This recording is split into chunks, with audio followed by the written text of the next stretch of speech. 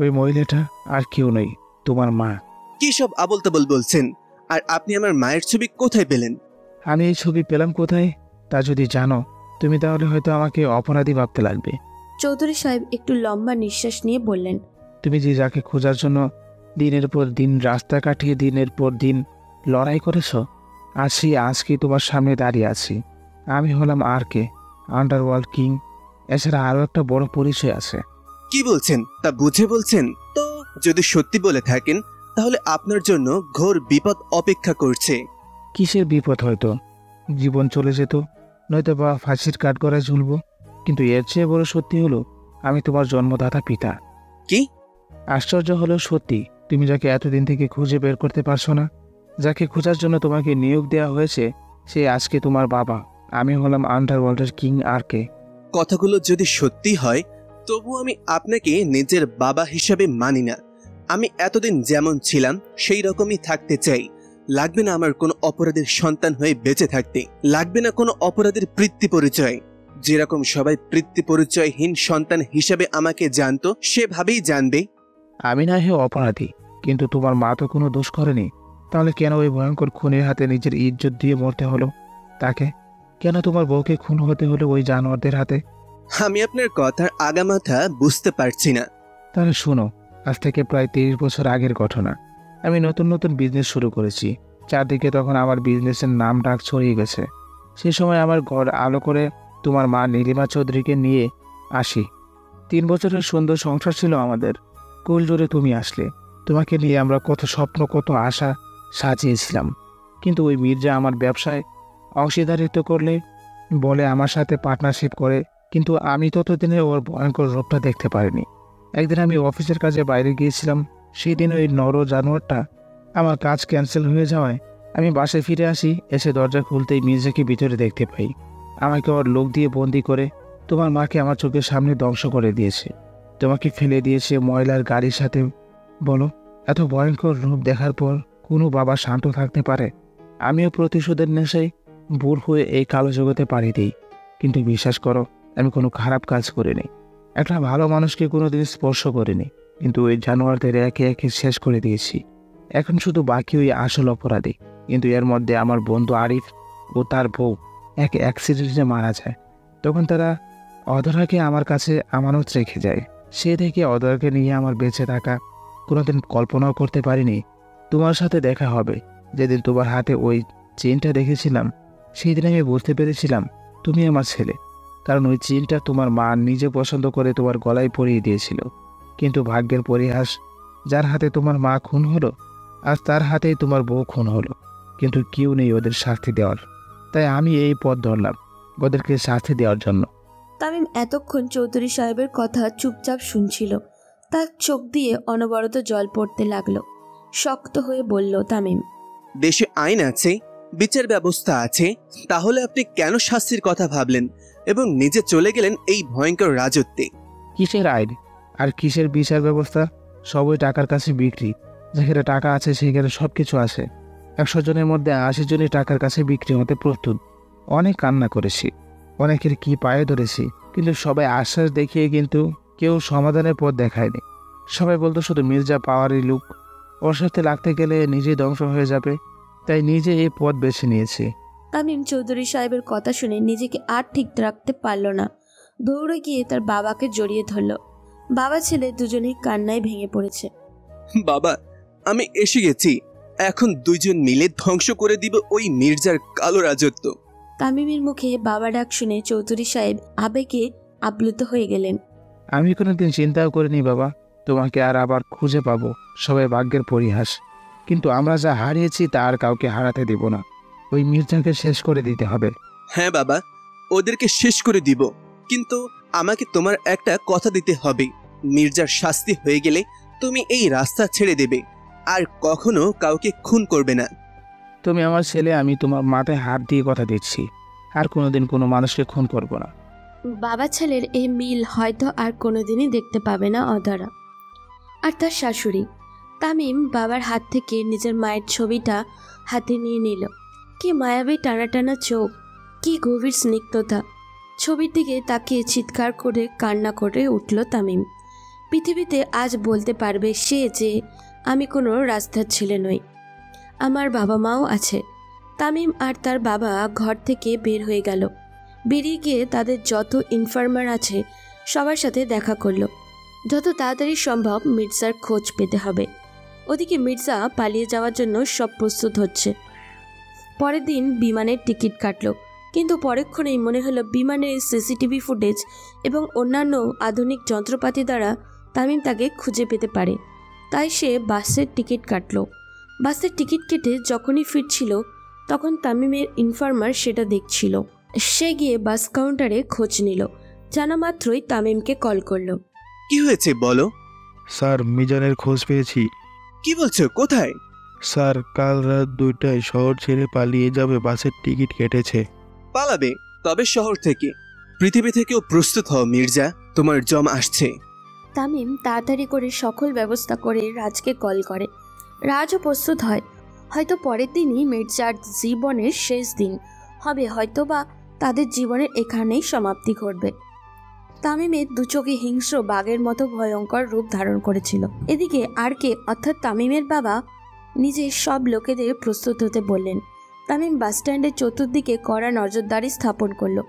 কিছুতেই যেন মির্জা হাতছাড়া না হতে হয়। প্রতিটি অফিসারকে নিজের জীবন দিয়ে লড়তে বলল তামিম।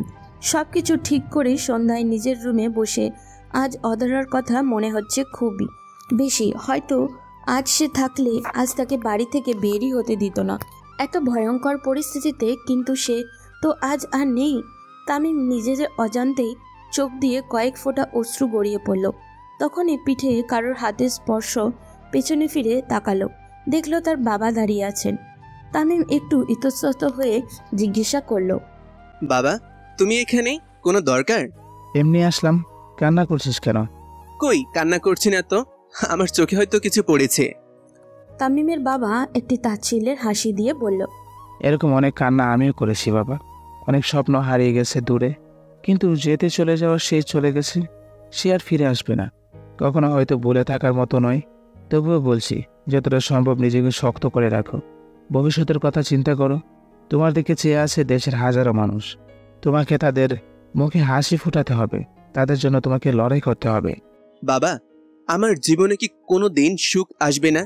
যখনই সুখ নামক পাখিটা আমাকে ধরা দেবে, এমন সময় কোনো এক শিকারের ধূম্র জালে সে হারিয়ে যায়, উড়ে যায় দূর প্রান্তে। কেন বাবা, আমার জীবন এমন কেন? তোমার জীবনে সুখ না হয় বিসর্জন দিলে ওই মানুষগুলোর জন্য, যারা নির্জনে নিপীড়নে বসে আছে, হয়তো তাদের ওই মুখোশের হাসি তোমাকে সবচেয়ে বেশি সুখী করবে। তামিম তার বাবাকে জড়িয়ে ধরল। চেষ্টা করলো কান্না আটকাতে, কিন্তু তা সম্ভব হয় না। চোখের অবাধ্র অশ্রুগুলো এমনিতেই ঝরে পড়ে। জীবনের প্রতিটি মুহূর্তে তার রং পাল্টায়, প্রতিটি মুহূর্তে নতুন রঙের মানুষকে রাঙিয়ে তোলে। কাউকে ওই নীল আকাশের মতো বিস্তৃত সুখ দেয়, আর কাউকে বর্ষার কালো মেঘের মতো অন্ধকার ঘরের কোণে চোখ ভরা অশ্রু দেয়। সেই অশ্রু পৃথিবীর কেউ দেখে না। ওই মানুষটার চোখের কোণের দাগগুলো বলে দেয় সেই মানুষটা মনের কথা, হয়তো মানুষটা সেটা প্রকাশ করতে পারে না, হয়তোবা তার কাছে প্রকাশ করার মতো ভাষা নেই, কিন্তু বুকে পাহাড় পরিমাণ আশা ভরসা।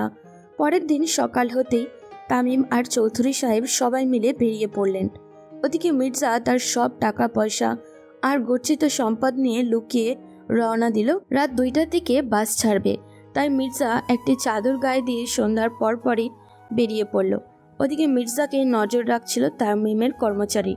মির্জাকে বেরিয়ে যেতে দেখেই তামিম কল করে জানালো তামিমও প্রস্তুত হয়ে গেল। ওদিকে যদি মিস হয় তাহলে আর কে প্রস্তুত আছেন তার সব লোক নিয়ে। রাত যখন প্রায় 1টা, সবাই বাসে ওঠার জন্য প্রস্তুত হচ্ছে। ওদিকে তামিম আর চৌধুরী সাহেব আগ থেকেই মির্জা যে বাসে করে যাবে সেই বাসে উঠে বসে আছেন। যে মির্জা উঠল, তামিম আর তার বাবা মির্জাকে চেপে ধরল। মির্জা হঠাৎ করেই আক্রমণ হতভম্ব হয়ে গেল। কি করবে কিছুই বুঝতে পারছিল না। এমন সময় তামিম ধরে নিয়ে গিয়ে একটি ঘরের মধ্যে চেয়ারে বেঁধে রাখলো। তামিম আর তার বাবা সামনে দাঁড়িয়ে আছেন। আজকে মির্জা কোনো কথা বলতে পারছে না, ভয়ে কাঁপছে। তামিম তখন বলল, চিনতে পেরেছি এই লোকটাকে। না, এই লোকটা কে? ঠিক তখনই তামিমের বাবা মির্জার পেটের মধ্যে চড়ে একটি লাথি মেরে গলা চিপে ধরে বললেন, ভুলে গেছিস আমাকে? 23 বছর আগের ঘটনা। তুই আমাকে ধ্বংস করে দিয়েছিলি। বন্ধু সে যে আমার সবচেয়ে বড় ক্ষতি তুই করেছিস। মনে আছে নীলিমার কথা, যাকে তুই ধ্বংস করে দিয়েছিলি? তুই ভুলে গেছিস আমাকে? আর বলে তো যাবি? তুই যত অপরাধ করেছিস তার হিসাব তো তোর কাছে নেই।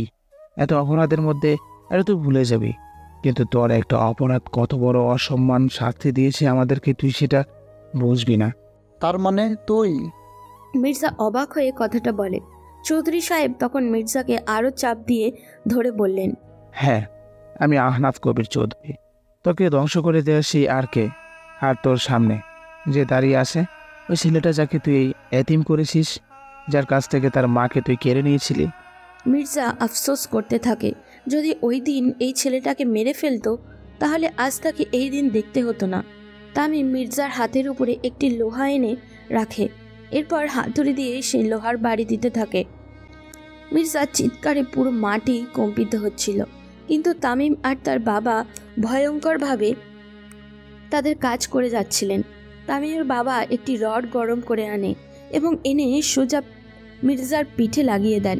মির্জা চিৎকার করে ওঠে। তামিমের বাবা ভয়ঙ্কর কণ্ঠে বলেন, মনে করতে থাক সেই দিনগুলির কথা, মনে করতে থাক ওদেরকে যাদের তুই ধ্বংস করে দিয়েছিলি, মনে করতে থাক ওই মানুষগুলোর কথা যাদের কান্নায় তোর হাসি মিশে গিয়েছিল, যাদের প্রতিটা দিন কেটেছে আতঙ্কে, যাদের প্রতিটা মুহূর্ত কেটেছে প্রিয় মানুষটিকে হারানোর বেদনায়, যাদের তুই কিনে নিয়েছিস।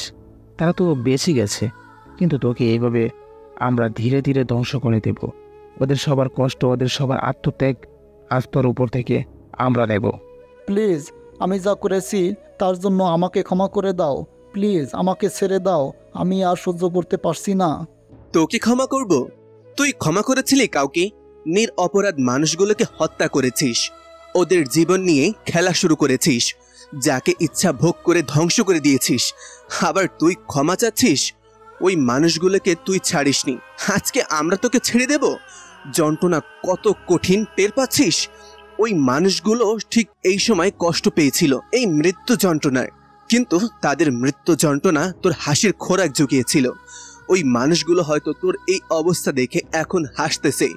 যেভাবে তুই ধ্বংস করে দিয়েছিস হাজারো মাকে, হাজারো ভাইকে, হাজারো স্বামীকে, হাজারো ছেলেকে, হাজারো মেয়েকে, ঠিক তেমনই প্রতিটা মুহূর্তে তুই তাদের সেই কষ্টের মুহূর্তটা অনুভব করতে পারবি। তামিম একটি হাতুড়ি নিয়ে আসে, এনে মির্জার সোজা মাথার পেছনে আঘাত করে। মির্জা আকাশ কম্পিত করে চিৎকার করে ওঠে। তামিমের বাবা কয়েকটি সূচ নিয়ে আসে, ওই সূচগুলো নিয়ে একটি চেয়ারের মধ্যে গেঁথে দেয় এবং মির্জাকে তুলে এনে ওই চেয়ারের মধ্যে বসানো হয়। মির্জার প্রতিটি মুহূর্তে টের পাচ্ছিল ওই মানুষগুলোর কষ্ট, ওই মানুষগুলোর আর্তনাদ। এই মানুষগুলোর অভিশাপ হয়তো তার জীবনের পথকে পিচ্ছিল করে দিয়েছিল। আজকে তাকে ধ্বংস হয়ে যেতে হবে। তামিম আর তার বাবার চোখে যে রাগ দেখছে তার ধ্বংস করে দিয়েছে হাজারো মির্জাকে। তামিমের বাবা একটি বড় রড দিয়ে বাড়ি দিতে থাকে মির্জাকে। তামিম তার বাবাকে থামায়। মির্জার গলার কাছে নিঃশ্বাস এসে গেছে, হয়তো এটাই তার জীবনের শেষ মুহূর্ত। তামিম বুট জোড়া দিয়ে সজোরে মির্জার মাথায় লাথি মারে। মির্জা শেষ নিঃশ্বাস ত্যাগ করে। তখনই বলে ওঠে, আরে বোকা, তুই আমাকে মেরে কি শান্ত থাকতে পারবি? তোর জন্য আরও ভয়ঙ্কর বিপদ অপেক্ষা করছে, তুই শুধু অপেক্ষা কর। আরে আমরা তো সোনপুটি, তোর জন্য বাঘ অপেক্ষা করছে। তামিম গিয়ে মির্জার গলা চিপে জিজ্ঞাসা করে, বল কুত্তার বাচ্চা, ওই লোকটা কি? তখন মির্জা এই পৃথিবীর মায়া ত্যাগ করেছে। তামিম তার বাবাকে বাসায় পাঠিয়ে মির্জার লাশটা নিয়ে পুলিশের কাছে নিয়ে আসে। দেশের এত ভয়ঙ্কর আর জঘন্য অপরাধীকে ফেলে তখন চারিদিকে তামিমকে নিয়েই আলোচনা হচ্ছিল। তামিম মির্জাকে খুন করেও কিছুতেও শান্ত হতে পারছিল না।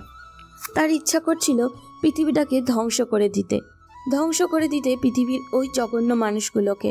মনে হাজারো ব্যথা বেদনা নিয়ে ফিরে আসে তার অফিসে। রাজ তখন অফিসেই ছিল।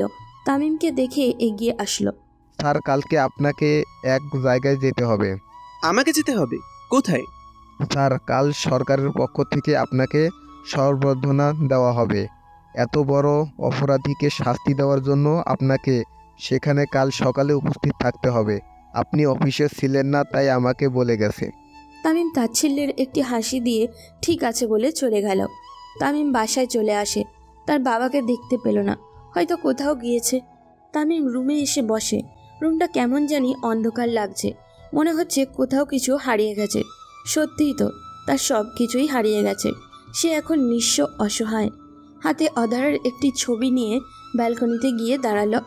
আকাশের দিকে তাকিয়ে নিঃশব্দে বলে উঠল, অধরা, তুমি আমাকে এভাবে নিবৃত্তে ছেড়ে চলে গেলে। তোমার বিরহ আমাকে প্রতি মুহূর্তে পোড়ায় অগ্নিশিখার মতো।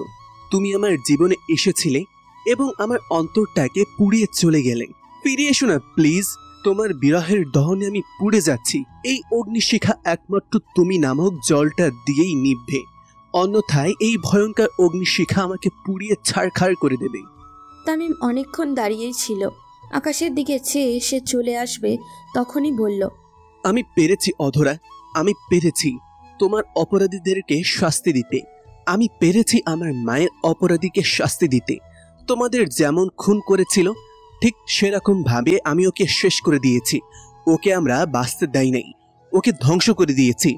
হয়তো তোমরা থাকলে এখন অনেক খুশি হতে, হয়তো বা আনন্দের জোয়ার বয়ে যেত আমাদের ঘরে, কিন্তু এগুলো তো সম্ভবই না, এগুলো অসম্ভব।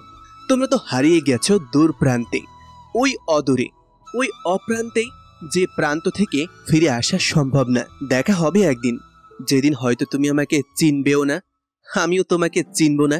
ভালো থেকো আমার মনের গহীনে ডুবে থাকা রাজকন্যা। তামিম চোখের অবাধ্র অশ্রুগুলো মুছে চলে আসলো। পরের দিন সকালে তামিম রেডি হয়ে বেরিয়ে গেল।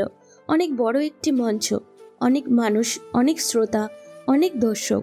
এসব দেখে তামিমের মনের ভিতর শোকের চেয়ে মনের গভীরে আরও বেশি কষ্ট পেল। হয়তো এখন তার সুখী হওয়ারই কথা ছিল, কিন্তু সে এখন এত বড় দুঃখ, কারণ সে তো তার সব কিছুই হারিয়েছে এটারই জন্য। কিছুক্ষণ পরে তাকে ডাকা হলো। তামিম স্টেজে গেল। সবাই হাততালিতে মুখরিত করলো। তামিম অদ্ভুত চোখ করেই সব কিছু দেখছিল। শেষের দিকে তাকে কিছু বলার জন্য বলা হয়।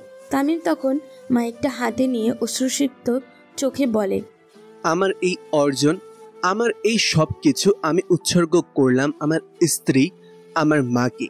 আপনারা হয়তো বুঝতে পারছেন না আমি কেন তাদেরকে উৎসর্গ করলাম। এই যে ভয়ঙ্কর অপরাধীকে ধরার জন্য আপনারা আমাকে সংবর্ধনা দিচ্ছেন, সম্মান জানাচ্ছেন, এই অপরাধী সবচেয়ে বেশি ক্ষতি করেছে আমার। আপনারা হয়তো জানেন না আমার বিয়ের পরের দিনই আমার স্ত্রীকে হারাতে হয়। আমার জন্মের 2 বছরের মধ্যেই আমার মাকে হারাতে হয়। দুজনের খুনি একজনই, সে আর কেউই না, এই মির্জা। আপনাদেরকে শক্ত হতে হবে, লড়াই করতে হবে অন্যায়ের বিরুদ্ধে, ন্যায়ের পথে সবসময় থাকতে হবে, ন্যায় নিয়ে বাঁচতে হবে। জীবনে যতই ঝড় আসুক পাথরের মতন শক্ত থাকবেন। পাথর যেমন কান্না করে না, ঠিক তেমন আপনাদের মনকে পাথর বানিয়ে ফেলুন। অন্যায়ের বিরুদ্ধে প্রতিবাদ আর পানির মতন তরল করে ফেলুন ন্যায়ের পক্ষে। অন্যায়কে প্রশ্রয় দেওয়ার সময় আর নেই। নিজের যোগ্যতা নিয়ে বাঁচতে পাশে পাবেন আমাকে সব সময়। আমার মতন অযোগ্যকে সম্মান দিয়েছেন, এতে আমি অনেক গর্বিত। আপনাদের সবার কাছে আমি কৃতজ্ঞ। আপনারা শুধু দোয়া করবেন যাতে আমি ধৈর্যশীল হতে পারি। আমি ধৈর্য নিয়ে এবং অপেক্ষা করে আপনাদের সেবায় নিয়োজিত থাকতে পারি। তামিম মাইকটা দিয়ে দিল। সবাই হাততালিতে আর অশ্রুসিক্ত চোখে তামিমের দিকে তাকিয়েছিল। ছেলেটা কি বলে গেল? তার সেই মুখের বাণীগুলো মানুষের বুকে বিষাক্ত তীরের মতো বিচ্ছিল। একজন মানুষ কিভাবে এত কিছু সহ্য করে নিজের সব কিছু হারিয়ে ফেলে অন্যের জীবনকে উৎসর্গ করতে। মানুষের মনে তামিমের প্রতি শ্রদ্ধা আরও বেড়ে গেল। তামিম নেমে অফিসে চলে আসলো। তামিমের এই অশ্রুভরা বক্তব্য মুহূর্তেই ভাইরাল হয়ে গেল। মানুষ তামিমকে নিয়ে আলোচনা করতে শুরু করলো। প্রতিটি মানুষ মুখে তামিমের নাম, তামিমের অন্তরে সেই একজন মায়াপরীরই নাম। তামিম অধারার ডাক্তারের পোশাকগুলো জড়িয়ে ধরে ঘুমায়। আমার মনের ডাক্তার, তুমি কি কখনো আসবে আমি অসুস্থ হলে আমার চিকিৎসা করতে? কখনো আসবে আমাকে রাঙিয়ে তুলতে? ওদিকে ছেলের এমনও কৃতিত্বে তার বাবা গর্বিত হলেও ছেলের এমন ভয়ঙ্কর পরিস্থিতি দেখে কষ্টে বুকটা ফেটে যাচ্ছিল। পরের দিন তিনি রাজের সাথে দেখা করেন। স্যার, আপনি কোনো দরকার? দরকার বাবা। তামিমের অবস্থা দেখেছো? ঠিকমতো খাওয়া দাওয়া করে না, ঘুমায় না, সারাক্ষণ কিছু একটা নিয়ে চিন্তায় পড়ে থাকে। বিষয়টা আমিও লক্ষ্য করেছি। এর কি কোনো সমাধান নেই? একটা বিষয় চেষ্টা করে দেখা যায়। কি বিষয় স্যার? ওর জীবনে নতুন কাউকে আনতে হবে। এভাবে চলতে পারে না। চোখের সামনে ছেলে এমন কষ্ট আমি সহ্য করতে পারছি না। স্যার কি এটা মেনে নিব? না মানে না, আমাদের মানতে হবে। এভাবে কতদিন চলবে? তা ঠিক, তবে আমরা চেষ্টা করে দেখতে পারি, কিন্তু স্যারের জন্য যোগ্য কাউকে পাওয়া মুশকিল। খুঁজে দেখবো বাবা, ঠিকই পেয়ে যাবা। আর আমি ওর সাথে রাতে এই বিষয়ে কথা বলবো। সেটাই ভালো লাগে, স্যারের অভিমতটা জেনে নেওয়া দরকার। ওকে, আমি রাতে কথা বলে তোমাকে জানাবো। Okay sir. রাতে তামিম আর তার বাবা ডিনার করতে বসেছে। তামিম চুপচাপ খেয়ে যাচ্ছে। তখন তার বাবা বলল, তামিম, বাবা তোমাকে কিছু বলতে চাই। কি কথা আব্বু, বলো। এভাবে আর কতদিন? তোমার পুরো জীবন পড়ে আছে। এর মানে কি বলতে চাইছো? আমি কি বলতে চাইছি তুমি তা খুব ভালো করেই বুঝতে পারছো। জীবনে কারোর জন্য থেমে থাকে না। জীবনে অনেক সময় গতিপথ পরিবর্তন করতে হয়। বুঝতে পারছি। জীবন কারোর জন্য থেমে থাকে না ঠিকই, কিন্তু প্রিয় মানুষটাকে হারানোর পর জীবনের রং পাল্টে যায়। তাই এইসব নিয়ে আগামীতে আমাকে আর কোনো প্রশ্ন করবেন না। তোমার বিয়ে করতে সমস্যা কি? আম্মু মারা যাওয়ার পর তুমি কেন বিয়ে করলে না? তামিমের কথায় তার বাবা নির্বাক হয়ে বললেন, তোমার কাছে যেমন এই প্রশ্নের উত্তর নেই, ঠিক তেমনি আমার কাছেও ওকে ছাড়া কাউকে বিয়ে করা সম্ভব নয়। যেহেতু ও নেই, তাই আমিও বিয়ে করব না। বিষয়টা ভেবে দেখো। এখানে ভাবা ভাবির কি আছে আমি তো সেটাই বুঝতে পারছি না। আমি বিয়ে করব না, ব্যাস। তামিম রাগ দেখিয়ে উঠে গেল। ওদিকে চৌধুরী সাহেব মাথায় হাত দিয়ে বসে আছেন। তামিম রুমে গিয়ে কি করবে কিছুই বুঝতে পারছেন না। বারবার মির্জার কথা, শেষ কথাটি মনে হচ্ছে। কে সে যে মির্জাকে চালাতো? তার মানে কি মির্জার থেকেও বড় কোনো সন্ত্রাসী বা বিশ্বাসঘাতক বসে আছে আড়ালে? তামিম ভাবতে ভাবতে সোফায় ঘুমিয়ে পড়ল। হঠাৎ দেখলো অধরা এসে তার মাথায় হাত বুলিয়ে দিয়ে বলছে, এত চিন্তা করো না, সব ঠিক হয়ে যাবে। আমি চলে গেছি তো কি হয়েছে? তুমি আমার থেকে ভালো একজনকে নিয়ে আসো। বিয়েটা এবার করেই নাও।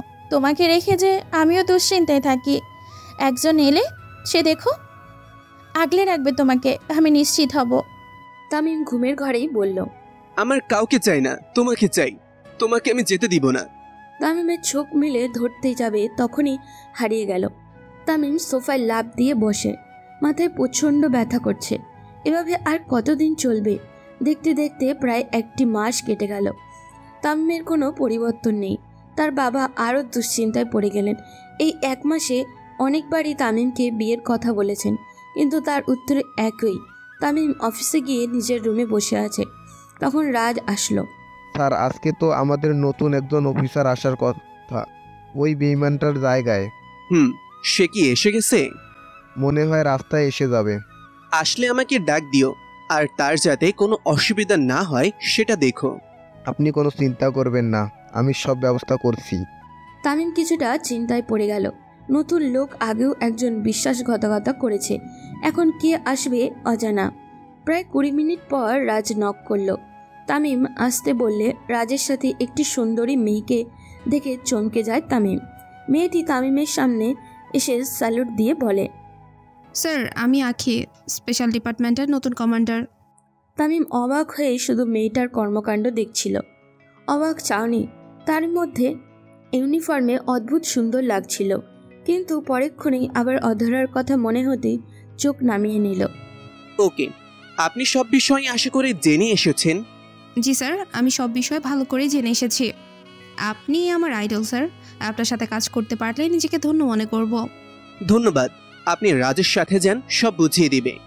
Okay sir. আখি রাজের সাথে বাইরে গেল, গিয়ে রাজকে জিজ্ঞাসা করলো, আচ্ছা মিস্টার রাজ, স্যার এরকম নিচের দিকে তাকিয়ে কথা বলছিলেন কেন? কে লম্বা কাহিনী, কাজ করেন সব বুঝতে পারবেন। তার মানে রহস্য? ভয়ঙ্কর রহস্য। আমার আবার রহস্য উদ্ঘাটন করতে সেই লাগে। আপনি যে একটু বেশি কথা বলেন তা কি বুঝতে পারেন? রাজের কথায় আখি থেমে গেল। ওদিকে তামিম চেয়ারে হেলান দিয়ে বসে আছে। মেয়েটার হাসি কেন বারবার তার চোখে ভাসছে। না, কিছুতেই এই মেয়ের প্রতি আমি দুর্বল হতে পারবো না। অথরা স্মৃতি নিয়েই চিরদিন বাঁচব। তামিম চেয়ারে হেলান দিয়ে ভাবনার রাজত্বে ডুব দেয়, যে ভাবনার হয়তো শেষ নেই, সমাপ্তিও নেই। অন্যদিকে দুইজনের আলাপ চলছে। ওই সেনাপ্রধানের এত বড় সাহস, আমার লোককে মারে ওকে ভেতর থেকে শেষ করে দিতে হবে। তাই আমি আমার মাস্টার প্ল্যান ঢেলে দিয়েছি। আগে তো ওকে একবার ধ্বংস করে দিয়েছি, আবার ওকে শেষ করে দিতে হবে। আমার বিরুদ্ধে কেউ কোনো কাজ করতে পারবে না আজ থেকে। কিন্তু স্যার, আমরা এখানে বসে কি করতে পারি তার বিরুদ্ধে? এমনিতেই সে এখন আরও ভয়ঙ্কর হয়ে উঠেছে। আগে থেকেই তার ভয়ে সবাই কাঁপতো, কিন্তু বর্তমানে তার ভয়ঙ্কর কর্মকাণ্ডের মাত্রা 1000 গুণ বেড়ে গিয়েছে। ও যত চালাক হবে আমাদেরকে তত চালাক হতে হবে। তাই বসে থাকলে চলবে না, এখন আমাদের দেশে ফিরে যেতে হবে। ওকে স্যার, আমরা দেশে ফিরে যাব, কিন্তু কোন দিন দেশে ফিরব যাওয়ার প্ল্যান করেছেন? আমাদেরকে সময় নিলে হবে না, এখনই আমাদেরকে দেশে ফিরে যেতে হবে। কালকেই আমরা দেশে ফিরে যাব। ওখানে না গেলে আমি কোনো কিছু সামনে থেকে কন্ট্রোল করতে পারবো না। অনেক হয়েছে আড়াল থেকে লড়াই, এখন আমি সামনাসামনি লড়াই করব। এদিকে আমি তখন অফিসে বসে আছি। কোনো কিছু ভালো লাগছে না, সব কিছু হারিয়ে ফেলেছি। জীবনের সব আনন্দ আমার মাটি হয়ে গেছে। এখন জীবনে আমার কোনো আনন্দ নেই, শুধু কান্না আর কান্না। এমন সময় সেই নতুন মহিলা অফিসার আমার রুমে ঢুকলো। সে দেখতে অসম্ভব সুন্দর, কিন্তু আমার তার দিকে তাকানোর কোনো সুযোগ নেই, কারণ আমি আমার জীবনে একজনকে ভালোবেসেছিলাম। সে আমার থেকে হারিয়ে গেছে। আখি নামের সেই অফিসার আমার সামনে এসে বলল, স্যার, আপনাকে এরকম দেখতে একদম ভালো লাগে না। আপনি কি একটু হাসি খুশি থাকতে পারেন না? আমি তখন তার দিকে তাকালাম। আমার একটু রাগ হলো, কারণ আমি এখন এসব কথা একদম সহ্য করতে পারছি না। আমি তখন তাকে বললাম, দেখেন মিস, আপনি এখানে কাজ করার জন্য এসেছেন, তাই কারো পার্সোনাল বিষয়ে কথা বলার চেষ্টা করবেন না, এতে কিন্তু আপনার বিপদ হতে পারে। সরি স্যার, এমনি বলছিলাম। আসলে আমি একটু গুরুত্বপূর্ণ বিষয় জানানোর জন্য এসেছিলাম। আপনাদের কথা মতো মির্জাকে মেরে ফেলার পর সব কিছুই সমাধান হয়ে যাওয়ার কথা, কিন্তু কালকেও সীমান্তবর্তী এলাকায় 3টি লাশ পাওয়া গেছে আইন শৃঙ্খলা বাহিনীর। এর পেছনের কারণটা কি? এটা আমিও শুনেছি, এই জন্যই এটা তদন্ত করার জন্য বের হব ভেবেছিলাম। আপনি কি আমার সাথে যাবেন? অবশ্যই স্যার, সেজন্যই আমি আপনার কাছে এসেছিলাম। আপনার মতো একজন অফিসারের কাছ থেকে কোনো কিছু শেখাটাও আমার কাছে ভাগ্যের ব্যাপার। আমি তখন তার কোনো কথাই বুঝতে পারলাম না। চুপচাপ সামনের দিকে আসতে শুরু করলাম, কারণ আমার কাছ থেকে সে কি শিখবে? যে নিজের পরিবারের মানুষদের রক্ষা করতে পারে না, সে কিভাবে একজন ভালো অফিসার হতে পারে? বাইরে গিয়ে দেখতে পেলাম রাজ দাঁড়িয়ে আছে। আমি তখন তাকে বললাম, রাজ, আমাদের দক্ষিণ দিকের সীমান্তবর্তী এলাকায় একবার যেতে হবে। ওখানে কালকে রাতের একটা ঘটনা একবার তদন্ত করতে হবে। ওকে স্যার, চলে। আমি গাড়ি বের করতেছি। আর কাউকে নিব নাকি আমরা দুজন যাব? আমি, তুমি আর নতুন অফিসার মিস আকি ওখানে যাবেন, তাই তাড়াতাড়ি গাড়ি বের করুন। রাজ আর কোনো কথা বলল না। সে এখন আমার মানসিক অবস্থা সম্পর্কে জানে, সেজন্য সে চুপচাপ গাড়ি বের করলো। আমিও গাড়িতে উঠে বসলাম। এক্সট্রা কথা বলা এখন আমার পছন্দ না। এমনিতেই আমি কম কথা বলা পছন্দ করি। তার মধ্যেই জীবনে এত বড় একটা ঝড় এসে গেছে, যার পর আমার কথা বলার শক্তি হারিয়ে গেছে। আমি এখন ইচ্ছা করলেও কথা বলতে পারি না। সবকিছু কেমন যেন আমার কাছে অসহ্য মনে হয়। আমি তখন সেখানে পৌঁছালাম। সেখানে পৌঁছার পর দেখতে শুরু করলাম 3 জন সেনা সদস্যকে এমনভাবে মারা হয়েছে, যেটা খুবই ভয়ঙ্কর। কিন্তু সবচেয়ে বেশি অবাক হলাম এটা দেখার পর, ঠিক বাবা যেভাবে লোকদেরকে খুন করত, ঠিক সেরকম ভাবেই খুন করা হয়েছে। আমি তাদের চোখের ওপর থেকে কাগজটা সরালাম। কাগজ খুলতেই সেখানে দেখতে পেলাম লেখা। কি ভাবছিলে তামিম, এখানেই শেষ? না, এখনও তো আসল খেলা বাকি। এতদিন তুমি আমার আঙ্গুল নিয়ে টানাটানি করেছিলে, এখন তুমি আমার কলেজে হাত দিয়ে দিয়েছো। মির্জাকে তুমি খুন করে ফেলেছো, এখন তোমাকে আর মির্জাকে তুমি খুন করে ফেলেছো, এখন তোমাকে এর আসল শাস্তি পেতে হবে। আর একটা কথা মনে রাখবে, আমার কলেজায় যে হাত দেয় তাকে আমি এই পৃথিবীতে বাঁচিয়ে রাখি না। তাই তোমার জীবনের শেষ মুহূর্তে চলে এসেছে, কাউন্ট করতে থাকো, হঠাৎ বিদায় ঘন্টা বেজে যাবে। আমি তখন অবাক হলাম। মির্জার ওপরে একজন আছে, সেটা মির্জা বারবার বলেছিল মরার সময়, কিন্তু আমি সেটা বিশ্বাস করেছিলাম না। কিন্তু এখন সত্যি একজন কেউ এরকম করতেছে, কিন্তু বাবার মতন খুন করছে, এর মানে কি? আমি তখন রাজের দিকে তাকিয়ে বললাম, রাজ, একটা অদ্ভুত বিষয় লক্ষ্য করেছো? পুরনো সেই খুনগুলোর মতো? আমার মনে হচ্ছে কেউ একজন এই ব্যাপারে আগে থেকেই জানতো, সেই জন্য এটা সুবিধা আদায় করতে চেষ্টা করতেছে। কিন্তু স্যার, আমার কেন জানি এটা মনে হচ্ছে না। আপনি একবার আঙ্কেলকে জিজ্ঞেস করতে পারেন এই ব্যাপারে। যদি উনি কিছু জানেন তাহলে অবশ্যই এই ব্যাপারে বলতে পারবেন, না হলে আমরা তো এভাবে কাউকে ধরতে পারবো না। এটা তুমি ভালো কথা বলেছ। আব্বুকে এ ব্যাপারে জিজ্ঞাসা করে দেখব। যদি এই ব্যাপারে কিছু জেনে থাকেন তাহলে অবশ্যই সেটা আমাকে বলবেন। তাই এখন আমাদেরকে ফিরে যেতে হবে, আর এইদিকে সীমান্তের পাহারা আরো জোরদার করে দাও। এভাবে যদি মানুষ খুন হতে থাকে তাহলে কি হবে বুঝতে পারছো? ওকে স্যার, আপনি কোনো চিন্তা করবেন না, আমি সবকিছু দেখতেছি, আপনি ফিরে যান। আমি তখন রাজকে সেখানে রেখে গাড়িতে উঠলাম। সেখানে অফিসার আখি আগে থেকে বসে আছে। সে তখন আমার দিকে তাকালো, এরপর বলল, স্যার, একটা বিষয় লক্ষ্য করেছেন? তারা কিন্তু সাধারণ মানুষকে খুন করছে না, তারা সেনা সদস্যদের খুন করছে। আমার মনে হয় এরা কোনো অন্যায় কাজের সাথে জড়িত। কাল কোনো অন্যায় কাজ করতে চেয়েছিল এবং সেটাতেই সেই সেনা সদস্যরা বাধা দেওয়ার কারণেই তাদেরকে মেরে ফেলা হয়েছে। আমি তখন তার দিকে তাকিয়ে একটু অবাক চোখে তাকালাম। এটা তো স্বাভাবিক একটা ব্যাপার, অন্যায় না হলে কি এরকম খুন হতে পারে? কিন্তু তার এরকম নির্বোধের মতন কথা শুনে আমি তার দিকে তাকিয়ে বললাম, দেখেন মিস আখি, সামান্য যদি বুদ্ধি কোনো মানুষের মধ্যে থাকে তাহলে সেও এই বিষয়টা বুঝতে পারবে, কারণ ন্যায় আর অন্যায়ের পার্থক্য তো এখানে। তাই এরকম কথা না বলে যেটা কাজের কথা সেটা চিন্তা করেন। স্যার, এখন পর্যন্ত তো আপনি আমাকে কোনো কাজের কথা বললেন না। আপনি আমাকে বলেন আমাকে কি করতে হবে, আমি সেটাই পালন করার চেষ্টা করব। ঠিক আছে, তাহলে আপনি কাল থেকে খোঁজ নিতে শুরু করবেন। এদের মৃত্যুর কারণ, লাশগুলো নিয়ে যাবেন ডক্টরের কাছে, গিয়ে তাদের মৃত্যুর কারণ জেনে আসবেন। তাদের শরীরটা খেয়াল করে দেখেছেন? তাদের পুরো শরীরে তারা কোনো কিছুতেই আঘাত করা হয়নি। হয়তো তাদেরকে বিষ দিয়ে মেরে ফেলা হয়েছে, অথবা অন্যভাবে তারা মারা গেছে, কিন্তু তাদের শরীরে কোনো আঘাতের চিহ্ন নেই। এটা কিভাবে হলো সেটা আমাকে জেনে এসে জানাবেন। ওকে স্যার, আমি আমার দায়িত্ব সঠিকভাবে পালন করার চেষ্টা করব। আমি কালকের ভেতরেই আপনাকে সব ইনফরমেশন এসে জানিয়ে দেব। তখন আমি চলে গেলাম অফিসে। অফিস থেকে বাসায় চলে গেলাম। ওইদিকে আখি চলে গেল তার কাজে, যেটা তাকে করতে বলেছি। আমি বাসে ফিরে যাওয়ার পর আব্বু আমার কাছে আসলেন। আমি তখন তার দিকে তাকিয়ে বললাম, আব্বু, তোমার সাথে আমার কিছু কথা আছে, খুব গুরুত্বপূর্ণ। কি কথা বলো? আমি জানি না তুমি এটাকে কিভাবে নেবে, কিন্তু আমি একটা বিষয় নিয়ে তোমাকে জিজ্ঞাসা করতে চাই। তুমি কি এমন কাউকে চেনো যে তোমার মতন মানুষকে খুন করত? তুমি যেরকম মানুষ খুন করার পর তাদের চোখ খুলে নিতে এবং চোখের ভেতরে চিরকুট বসিয়ে দিতে, ঠিক সেরকম ভাবে কাল রাতে 3 জন সেনা সদস্যকে সীমান্তবর্তী এলাকায় মেরে ফেলা হয়েছে। তাদের চোখ খুলে নেওয়া হয়েছে এবং চোখের মধ্যে এরকম দেওয়া আছে। বাবা তখন বিস্ময়কর দৃষ্টিতে আমার দিকে তাকালেন। বাবা চমকে গেছে, বোঝা যাচ্ছে তিনি কিছু একটা জানেন। তিনি চমকে উঠে আমার দিকে তাকিয়ে কিছুক্ষণ চুপ করে বসে থাকলেন। এরপর আমার দিকে তাকিয়ে বললেন, কি বলছো? এরকম কিভাবে হতে পারে?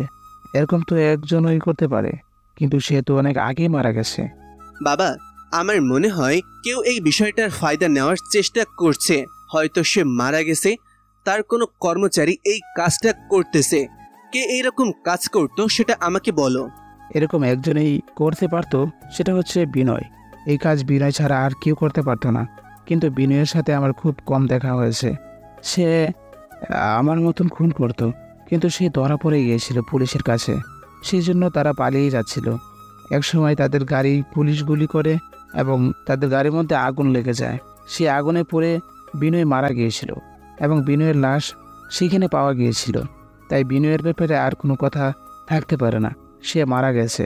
তাহলে এই কাজটা কে করতে পারে? আমার জানা মতে ওর একটা গ্রুপ ছিল। সেই গ্রুপের প্রত্যেকটা সদস্যকে পুলিশ ধরেছিল এবং তখন অনেক আলোচনা হয়েছিল এই ব্যাপারটা নিয়ে। কি বলছো বাবা?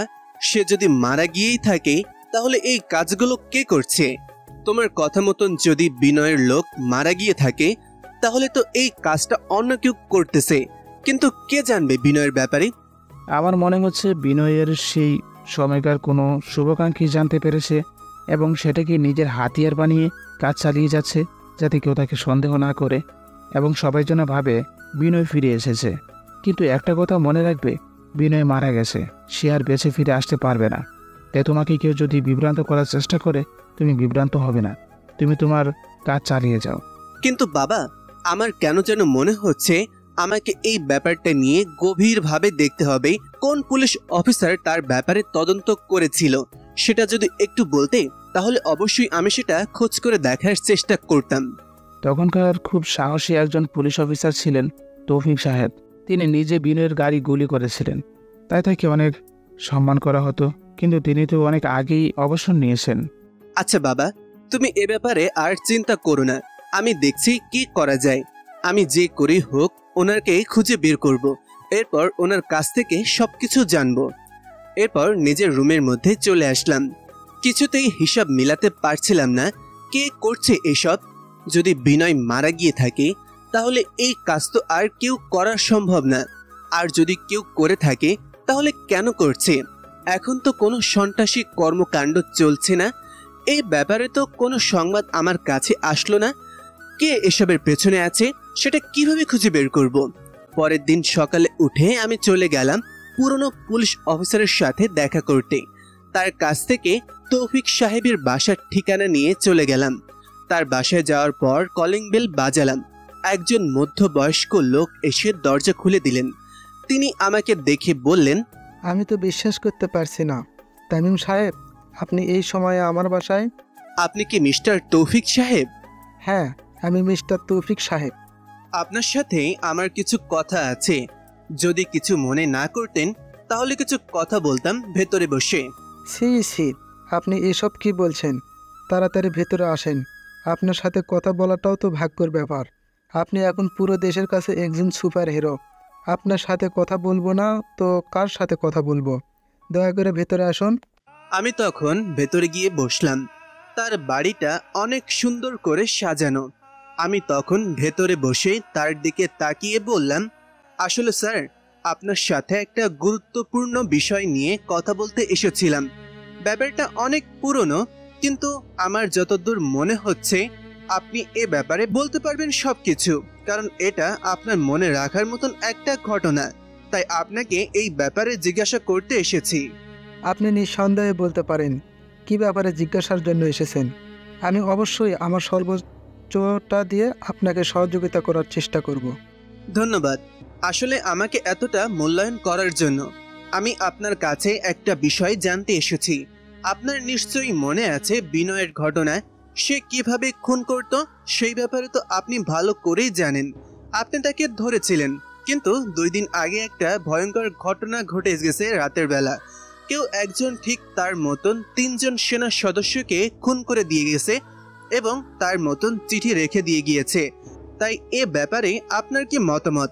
আপনি কি নিজে সবকিছু চেক করেছিলেন ওই দিন? কি বলছেন? এটা তো অসম্ভব বিষয়। বিনয় ফিরে আসার কথা না?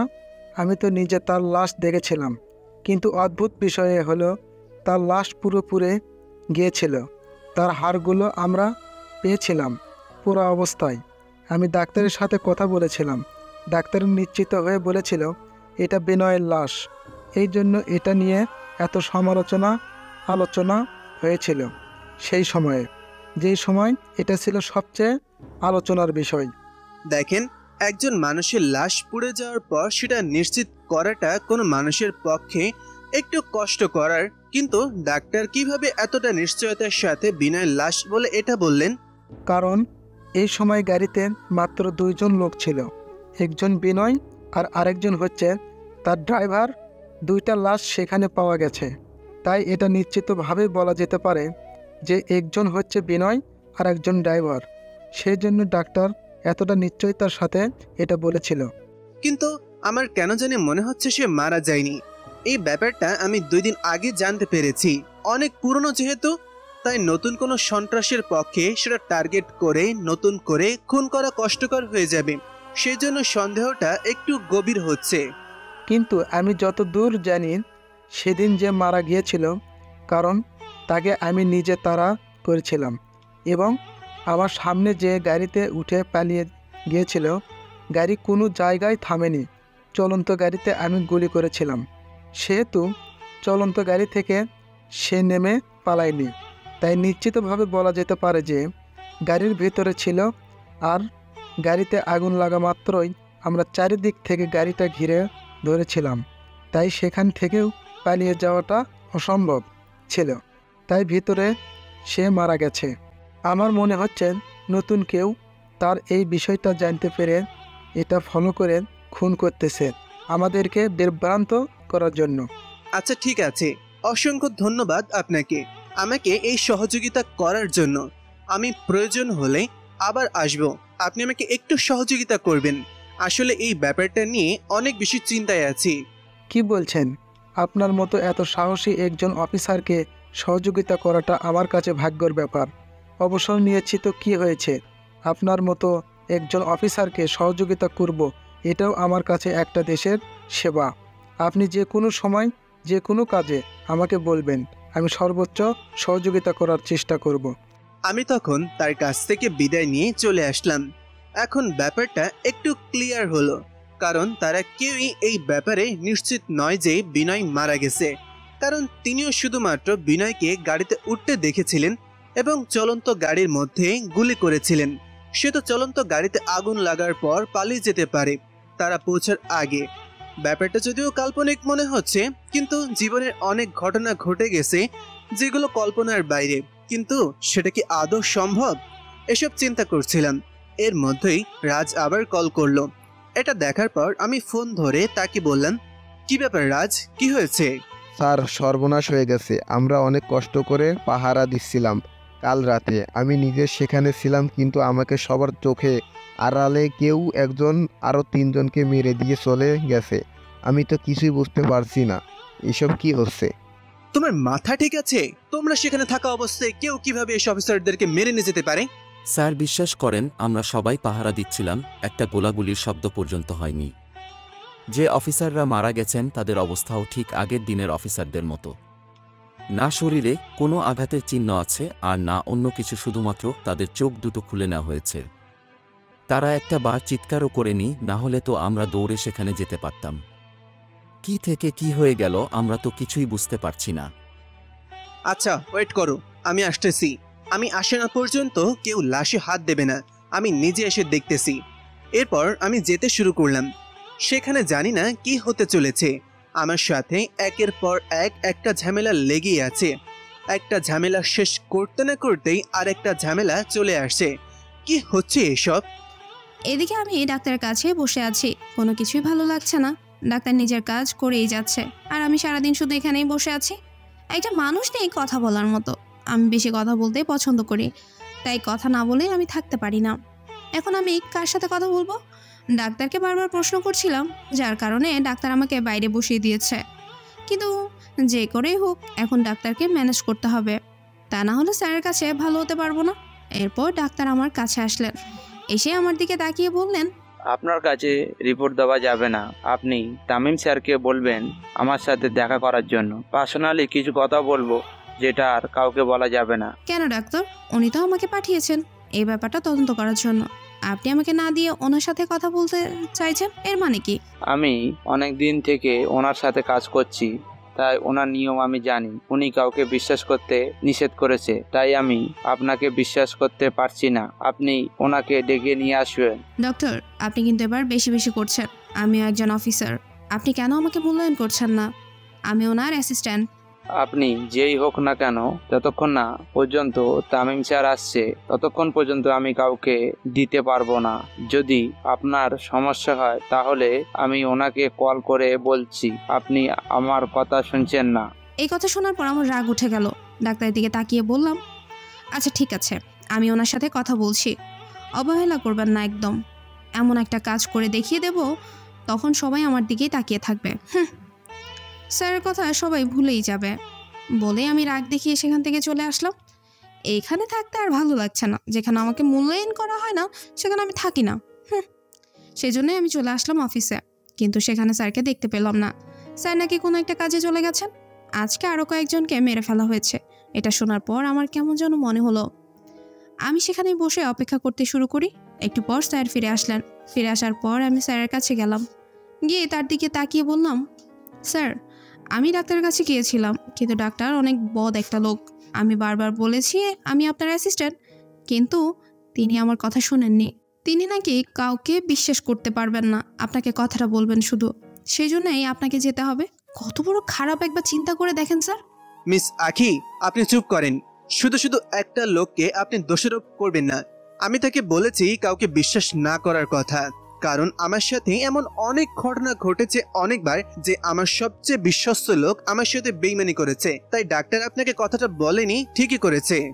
সরি স্যার, আসলে বুঝতে পারিনি। ভেবেছিলাম ডাক্তার হয়তো শুধুমাত্র আমার কারণে এমন করেছে। আপনার এই বেশি ভাবার রোগটা বন্ধ করুন, কম ভাবেন। এখন আমাকে যেতে হবে বলেই আমি সেখান থেকে চলে আসলাম। এই মেয়েটার কাছে থাকলে মাথা নষ্ট করে দিবে, সেই জন্য আমি সোজা চলে আসলাম ডাক্তার সাহেবের কাছে। তার কাছে এসে জিজ্ঞাসা করলাম, কি ব্যাপার ডাক্তার, কি জন্য ডাকলেন? স্যার, একটা গুরুত্বপূর্ণ বিষয়ে আপনাকে জানানোর জন্য ডেকেছে। এই বিষয়টা কাউকে শেয়ার করা যাবে না, শুধুমাত্র আপনাকে বলতে পারবো, কারণ অনেক ভয়ঙ্কর একটা বিষয়। কি ব্যাপার ডাক্তার, তাদের খুনের ব্যাপারে কি কিছু জানতে পেরেছেন? আমাকে বলুন, আমি অবশ্যই সঠিক ব্যবস্থা নিব। কি এমন গুরুত্বপূর্ণ বিষয়? স্যার, এটা বিশ্বাস করার মতো না। তাদের শরীরে এমন একটা বিষ পাওয়া গেছে যেটা শুধুমাত্র আমেরিকার কিছু কিছু হসপিটালে পাওয়া যায়। এগুলো খুব দুর্লভ বিষ। এগুলো মাত্র 3 মিনিটের ভিতরে একজন মানুষকে মেরে ফেলতে পারে। সেই বিষ তাদের শরীরে পাওয়া গেছে। তাদের শরীরের কিছু জায়গায় আমি হালকা হালকা চিহ্ন পেয়েছি, যেখানে মনে হচ্ছিল যেন কেউ ছুঁয়ের চেয়ে একটু বড় কোনো জিনিস দিয়ে আঘাত করেছে এবং সেটাতেই বিষ মাখানো ছিল। এই বিষের একটা বাতাস যদি কোনো মানুষের শরীরে প্রবেশ করাতে পারে তাহলে সেই মানুষের মৃত্যু হয়ে যায়।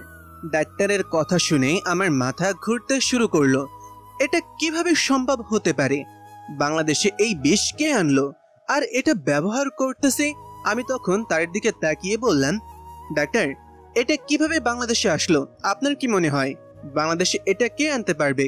স্যার, এটা অসম্ভব, কারণ বাংলাদেশ সরকারের পক্ষ থেকে এটা সম্পূর্ণভাবে অবৈধ ঘোষণা করা হয়, তাই এটা আনা অসম্ভব। এটা সাধারণ কোনো বিষ নয়, যেখানে ইচ্ছা সেখানেই পাওয়া যাবে। আপনাকে যেরকম বললাম, এটা খুব দুর্লভ একটা বিষ, যেটা আমেরিকাতে গেলে যে কোনো জায়গায় পাওয়া যায় না। এটা খুব সতর্কর সাথে এবং কিছু বিশেষ মানুষের দেওয়া হয়। মূলত এটা যাদের অতিরিক্ত রক্তচাপ আছে তাদের ঔষধের ক্ষেত্রে ব্যবহার করা হয়। কিন্তু ডাক্তার, তাদের শরীরে কি এমন জিনিস ঢোকানো হলো যার মাধ্যমে শরীরে বিষ ছড়িয়ে পড়লো? তাদের শরীরে এমন কোনো আঘাতের চিহ্ন আমি দেখতে পেলাম না। আর তাদের খাবারের ক্ষেত্রে আমি সবচেয়ে বেশি সুরক্ষা দিয়ে থাকি। এর চেয়ে বড় কথা, তাদের সাথে অনেক বড় অফিসারেরা খেয়েছে, তাদের অবস্থা ঠিক আছে, শুধুমাত্র এই 3 জন মারা গেল কেন? স্যার, আপনাকে তো আমি বললাম এদের শরীরে সুইয়ের মতন কিছু একটা জিনিস ঢোকানো হয়েছে, কিন্তু এটা সুইয়ের থেকে একটু বড় এমন একটা জিনিস যেটা তাদের শরীরে প্রবেশ করানো হয়েছে। আর এই বিষের প্রভাবে আপনি জানেন না, এই বিষের প্রভাবে কিছু মানুষ মুহূর্তের মধ্যে মারা যেতে পারে। এই বিষ দিয়ে মানুষকে মারার জন্য অনেক বিষ মেশানো প্রয়োজন হয় না। সামান্য একটু নখ পরিমাণ যদি ঢুকিয়ে যায় মানুষের শরীরে, তাহলে কাজ শেষ হয়ে যাবে। কিন্তু এই বিষের উৎস এটা কিভাবে জানবো? কোনো প্রমাণ আছে কি এটা যেটার মাধ্যমে আমি এটা তদন্ত করতে পারি যে এই বিষ তার শরীরেও তো প্রবেশ করতে পারে অসতর্কতার কারণে? তাহলে তো এরকম অবস্থা তারও হওয়ার কথা, কিন্তু এত সতর্কভাবে কেউ এই কাজ করতে পারবে বলে তো আমার মনে হয় না। আপনি একদম ঠিক বলেছেন, যে এই কাজ করেছে তাকে আপনি ধরতে পারবেন, তার শরীরে এর চিহ্ন পাওয়া যায়। কারণ এই বিষ যখন মানুষের শরীরে পুশ করা হয় তখন হয়তো হাতে গ্লাস পড়েছিল, কিন্তু এই বিষের প্রভাব এতটা যে গ্লাস পরার পরেও হাতের মধ্যে কালো দাগ হতে শুরু করে। ধন্যবাদ। আপনি আর কোনো বিষয়ে জানতে পারলে সরাসরি আমাকে বলবেন, আর এই ব্যাপারটা আর কাউকে জানাবেন না। এটা দেশের মধ্যে আতঙ্ক সৃষ্টি করতে পারে, তাই আপনি এটা শুধু আমার এবং আপনার মধ্যে রাখবেন। আমি দেখতেছি, তাকে আমি খুঁজে বের করতেছি। ওকে স্যার, আপনি কোনো চিন্তা করবেন না। আপনি তাড়াতাড়ি এই খুনিকে বের করার চেষ্টা করুন, না হলে অনেক মানুষকে মেরে ফেলবে। আপনি যত তাড়াতাড়ি সম্ভব এই লোকটাকে ধরুন। আমি চেষ্টা করতেছি আমার সর্বোচ্চ, যত তাড়াতাড়ি সম্ভব তাকে ধরবো। কি করব বলেন? আমিও তো অনেক বড় একটা ঝামেলার মধ্যে পড়ে গেছি। কি করে এই সমস্যার সমাধান করব সেটাই তো খুঁজে বের করতে পারছি না বলে আমি সেখান থেকে চলে আসলাম। এখন কিভাবে এই লোকটাকে খুঁজে বের করব? কে এই কাজ করতেছে? আমি একটা প্ল্যান করলাম, লুকিয়ে চলে গেলাম সেই এলাকায় এবং কিছু সিক্রেট ক্যামেরা লাগিয়ে দিলাম বিভিন্ন জায়গায়, যেখানে বেশিরভাগ সেনা সদস্যরা চলাফেরা করে। এই জায়গাগুলোতে যদি আমি ক্যামেরা লাগিয়ে দিই, তাহলে এখান দিয়ে চলাফেরা করার সময় কোনো ঝামেলা দেখতে পেলে অন্তত দেখতে তো পাবো। সেজন্য ক্যামেরা লাগিয়ে কাউকে না জানিয়ে অফিসে চলে আসলাম। ওদিকে সেই লোকটা চলে আসলো দেশে। আসার পর তার কাজ করতে শুরু করলো। পুরো দেশের মধ্যে এখন সে তার আতঙ্ক তৈরি করবে। লোকটা তখন তার অ্যাসিস্ট্যান্টের দিকে তাকিয়ে বলল, কি ব্যাপার, তোমাকে যেটা বলেছিলাম সেটা কি হয়েছে? কালকের ভিতরেই কিন্তু ইন্ডিয়া থেকে সমস্ত মাল আনতে হবে, তাই যত তাড়াতাড়ি সম্ভব তাকে বলে দাও। এই কাজ করতে গিয়ে যতজন সৈন্য আমাদেরকে আক্রমণ করবে সবাইকে যেন সরিয়ে দেয়। যদি একটুও ভুল হয় তাহলে কিন্তু অনেক বড় একটি ঝামেলা হবে। আপনি কোনো চিন্তা করবেন না স্যার, কালকে রাতের মধ্যে আমরা সবাই মিলে ওই কাজটা কমপ্লিট করে ফেলবো। আপনি কোনো টেনশন নেবেন না এই ব্যাপারে। হ্যাঁ, যত তাড়াতাড়ি সম্ভব অস্ত্রগুলো নিয়ে আসতে হবে। যদি এই অস্ত্রগুলো নিয়ে আসতে পারি তাহলে আমি রাজ করব এই দেশে। অনেক দিন থেকে চুপ করেছিলাম, এখন আর চুপ করে থাকার সময় নয়। এখন সবার কাছ থেকে পাওনাটা বুঝে নেওয়ার সময় এসে গেছে। লোকটা তখন হাসতে শুরু করলো। এদিকে আমি চিন্তা করতে শুরু করলাম, আজকে রাতের মধ্যে দেখি যদি কোনো অফিসার মারা যায় তাহলে এই ব্যাপারটা ক্যামেরায় ধরা পড়বে। চিন্তায় রাতে ঘুম পড়তে পারছিলাম না, বারবার এটা চিন্তা করছিলাম। সকাল হতেই আবারও ফোন, আবারও 3 জন মারা গেছে। আমি তখন তাদেরকে পাঠিয়ে দিয়ে চলে গেলাম সেই ক্যামেরার ফুটেজ চেক করার জন্য। সেখানে যাওয়ার পর তো আমি অবাক হয়ে গেলাম। একটা মেয়ে এই কাজগুলো করতেছে, কিন্তু মেয়েটার মুখের মধ্যে কালো মাস্ক পরা, সেজন্য তাকে চিনতে পারলাম না। তবে তার হাতের জিনিসটা আমি ভালো করে দেখতে পেয়েছি, একটা কলম। সেই কলম দিয়ে সেনা সদস্যদের ওপর আক্রমণ করেছে। তারা ফিরিয়ে কোনো কিছু করতে পারবে না, কারণ অনেক ভয়ঙ্কর বিষ এটা। শরীরে ঢোকার সাথে সাথেই তারা মাটিতে শুয়ে পড়েছে। এত ভয়ঙ্কর একটা অপরাধী, আর সে কিনা একটা মেয়ে। আমি তখন চিন্তায় পড়ে গেলাম, এই মেয়ে কোথা থেকে আসলো? এই মেয়েটার তো কোনো অস্তিত্ব এতদিন জানতে পারলাম না। কিভাবে এই মেয়েটাকে ধরবো? কিন্তু আমি এটা কাউকে জানালাম না, কারণ এটা যদি কেউ জানতে পারে তাহলে আরো ঝামেলা হবে। সেজন্য নিজের মনের মধ্যে রাখলাম বিষয়টা। সন্ধ্যার সময় হঠাৎ করে আমার কাছে একটা ইনফরমেশন আসলো যে আজকে রাতের মধ্যে কিছু সন্ত্রাসী অস্ত্র পাচার করবে। সেজন্য আমরা সবাই মিলে সেখানে প্রস্তুত ছিলাম। তখন হঠাৎ করে দেখতে পেলাম কিছু গাড়ি আসতেছে। আমরা আগে থেকে প্রস্তুত ছিলাম, সেজন্য তারা আসতেই দুই পক্ষের মধ্যে গোলাগুলি শুরু হলো। হঠাৎ আমার দিকে তাক করে একটা গুলি করলো। আমি তখন বসে গেলাম এবং একটা চিৎকার শুনতে পেলাম। সামনে তাকিয়ে দেখতে পেলাম অফিসার আঁখি পড়ে আছে। আমি তখন দেখলাম তার হাতের মধ্যে গুলি ঢুকে গেছে। সেজন্য আমি তাকে টেনে এনে পিছন দিকে বসালাম। আপনি কি পাগল নাকি? আপনি কেন সামনে আসলেন? আপনাকে কে বলল এখানে আসার জন্য? আপনি তো আমার পেছনে ছিলেন, আপনি কেন সামনে আসলেন? স্যার, আমি মরে গেলে এত কিছু হবে না, কিন্তু আপনার মতো একজন অফিসার মারা গেলে অনেক ক্ষতি হয়ে যাবে এদেশের। সেজন্যই আপনাকে বাঁচাতেই কাজটা করেছি, দয়া করে আমাকে ভুল বুঝবেন না স্যার। আমি তখন তার কথা শুনে তার দিকে তাকালাম। অদ্ভুতভাবে সে আমার দিকে তাকিয়ে আছে। আমি তখন তার এরকম চেহারা দেখে অবাক হয়ে গেলাম। সে কি করতে চাইছে কিছুই তো বুঝতে পারলাম না। আমি তখন তাকে গাড়িতে তুলে পাঠিয়ে দিলাম হসপিটালে, আর এদিকে যুদ্ধ করতে শুরু করলাম সেই সন্ত্রাসীদের সাথে। এক পর্যায়ে তাদেরকে তাড়িয়ে দিতে সক্ষম হলাম। কয়েকজনকে মেরেছি, আসল লোকগুলো পালিয়ে গিয়েছে। এজন্য নিজের প্রতি নিজেরই রাগ হচ্ছিল, কেন এদেরকে ধরতে পারলাম না। এরপর চলে গেলাম হসপিটালে। সেখানে হাতের ব্যান্ডেজ করা হয়েছে। আমি তখন তার সামনে গিয়ে বললাম, আপনাকে ধন্যবাদ আমাকে বাঁচানোর জন্য, কিন্তু নিজের ক্ষতি করার চেষ্টা করবেন না আর কোনোদিনও।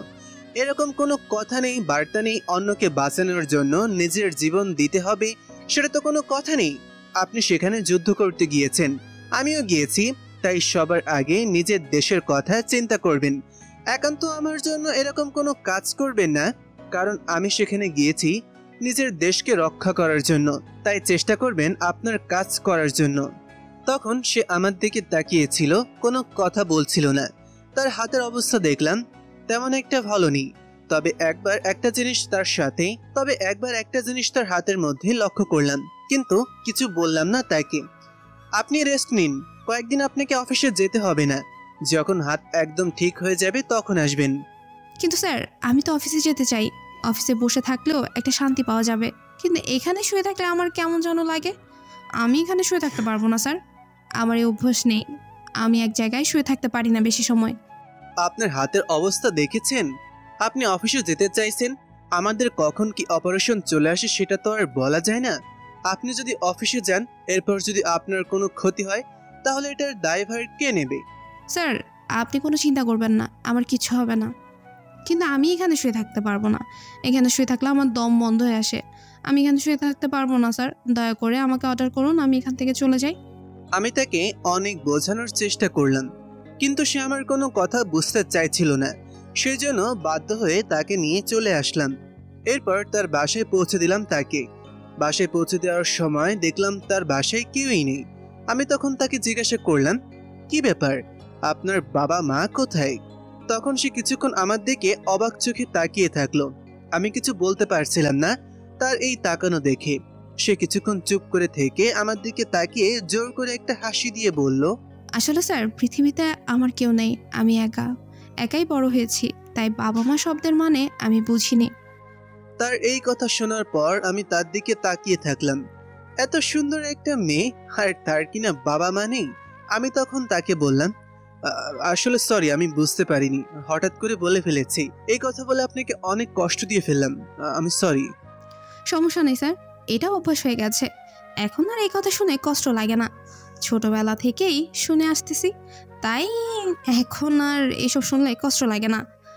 আপনি এটা নিয়ে কোনো চিন্তা করবেন না। তখন তার এরকম ধৈর্যের অবস্থা দেখে কোনো কিছু না বলে সেখান থেকে চলে আসলাম, কারণ আমারও কষ্টগুলো প্রকাশ পেতে শুরু করবে তার সামনে। কিন্তু আমি কারোর সামনে আমার দুর্বলতা প্রকাশ করতে চাই না। সেজন্য চলে আসলাম নিজের বাসায়।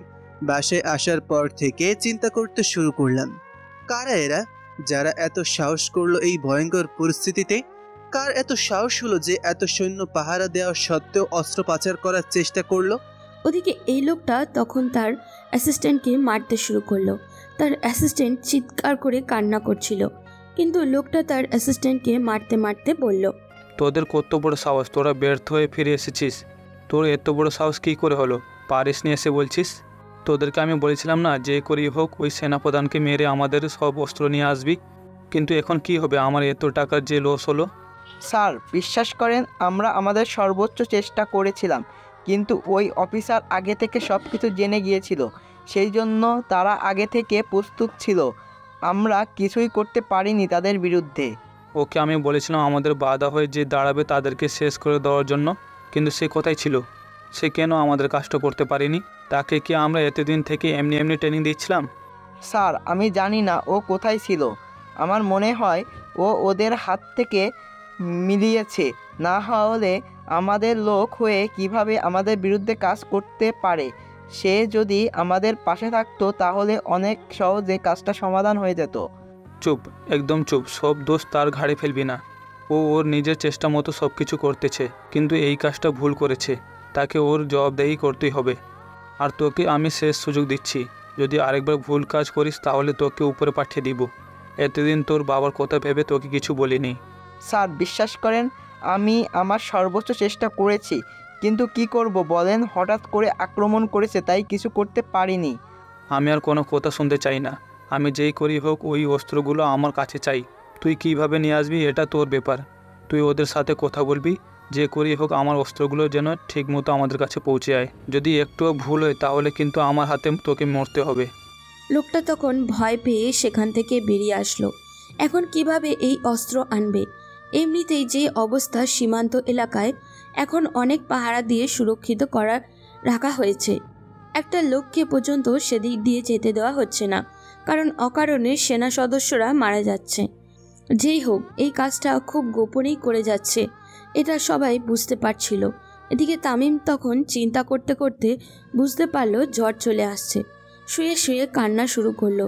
এই কান্নাটা তার জ্বরের কারণে হচ্ছে না, জ্বরের সময় তার প্রিয় মানুষটার পাগলামির কথাগুলো মনে হচ্ছে। এটা ভেবে সে কান্না করছে।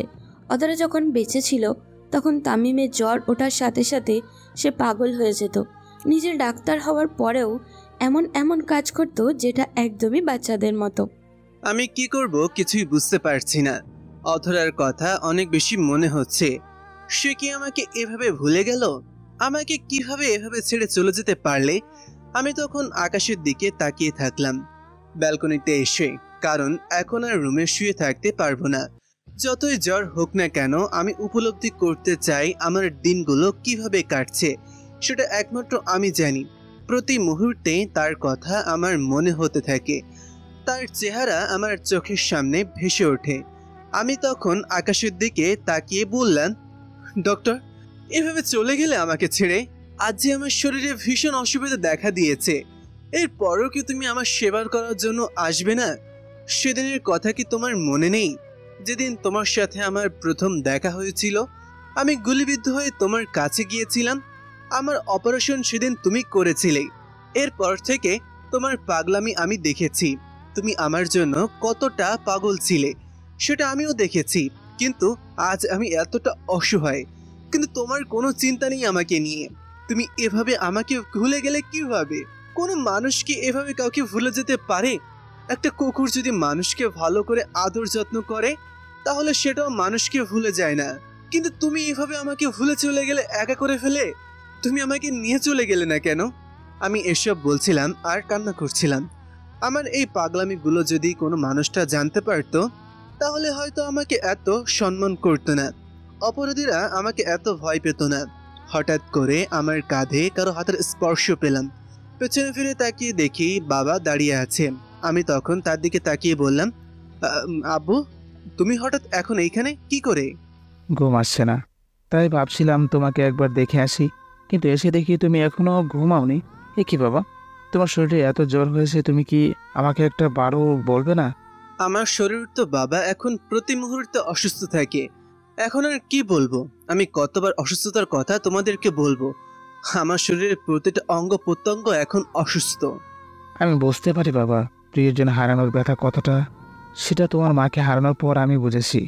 মানুষকে কতটা পাগল করে দেয় এই মুহূর্তগুলো, সেটা আমি খুব ভালো করে জানি। তবুও বাবা, যতটুকু পারো চেষ্টা করে ধৈর্য ধরার।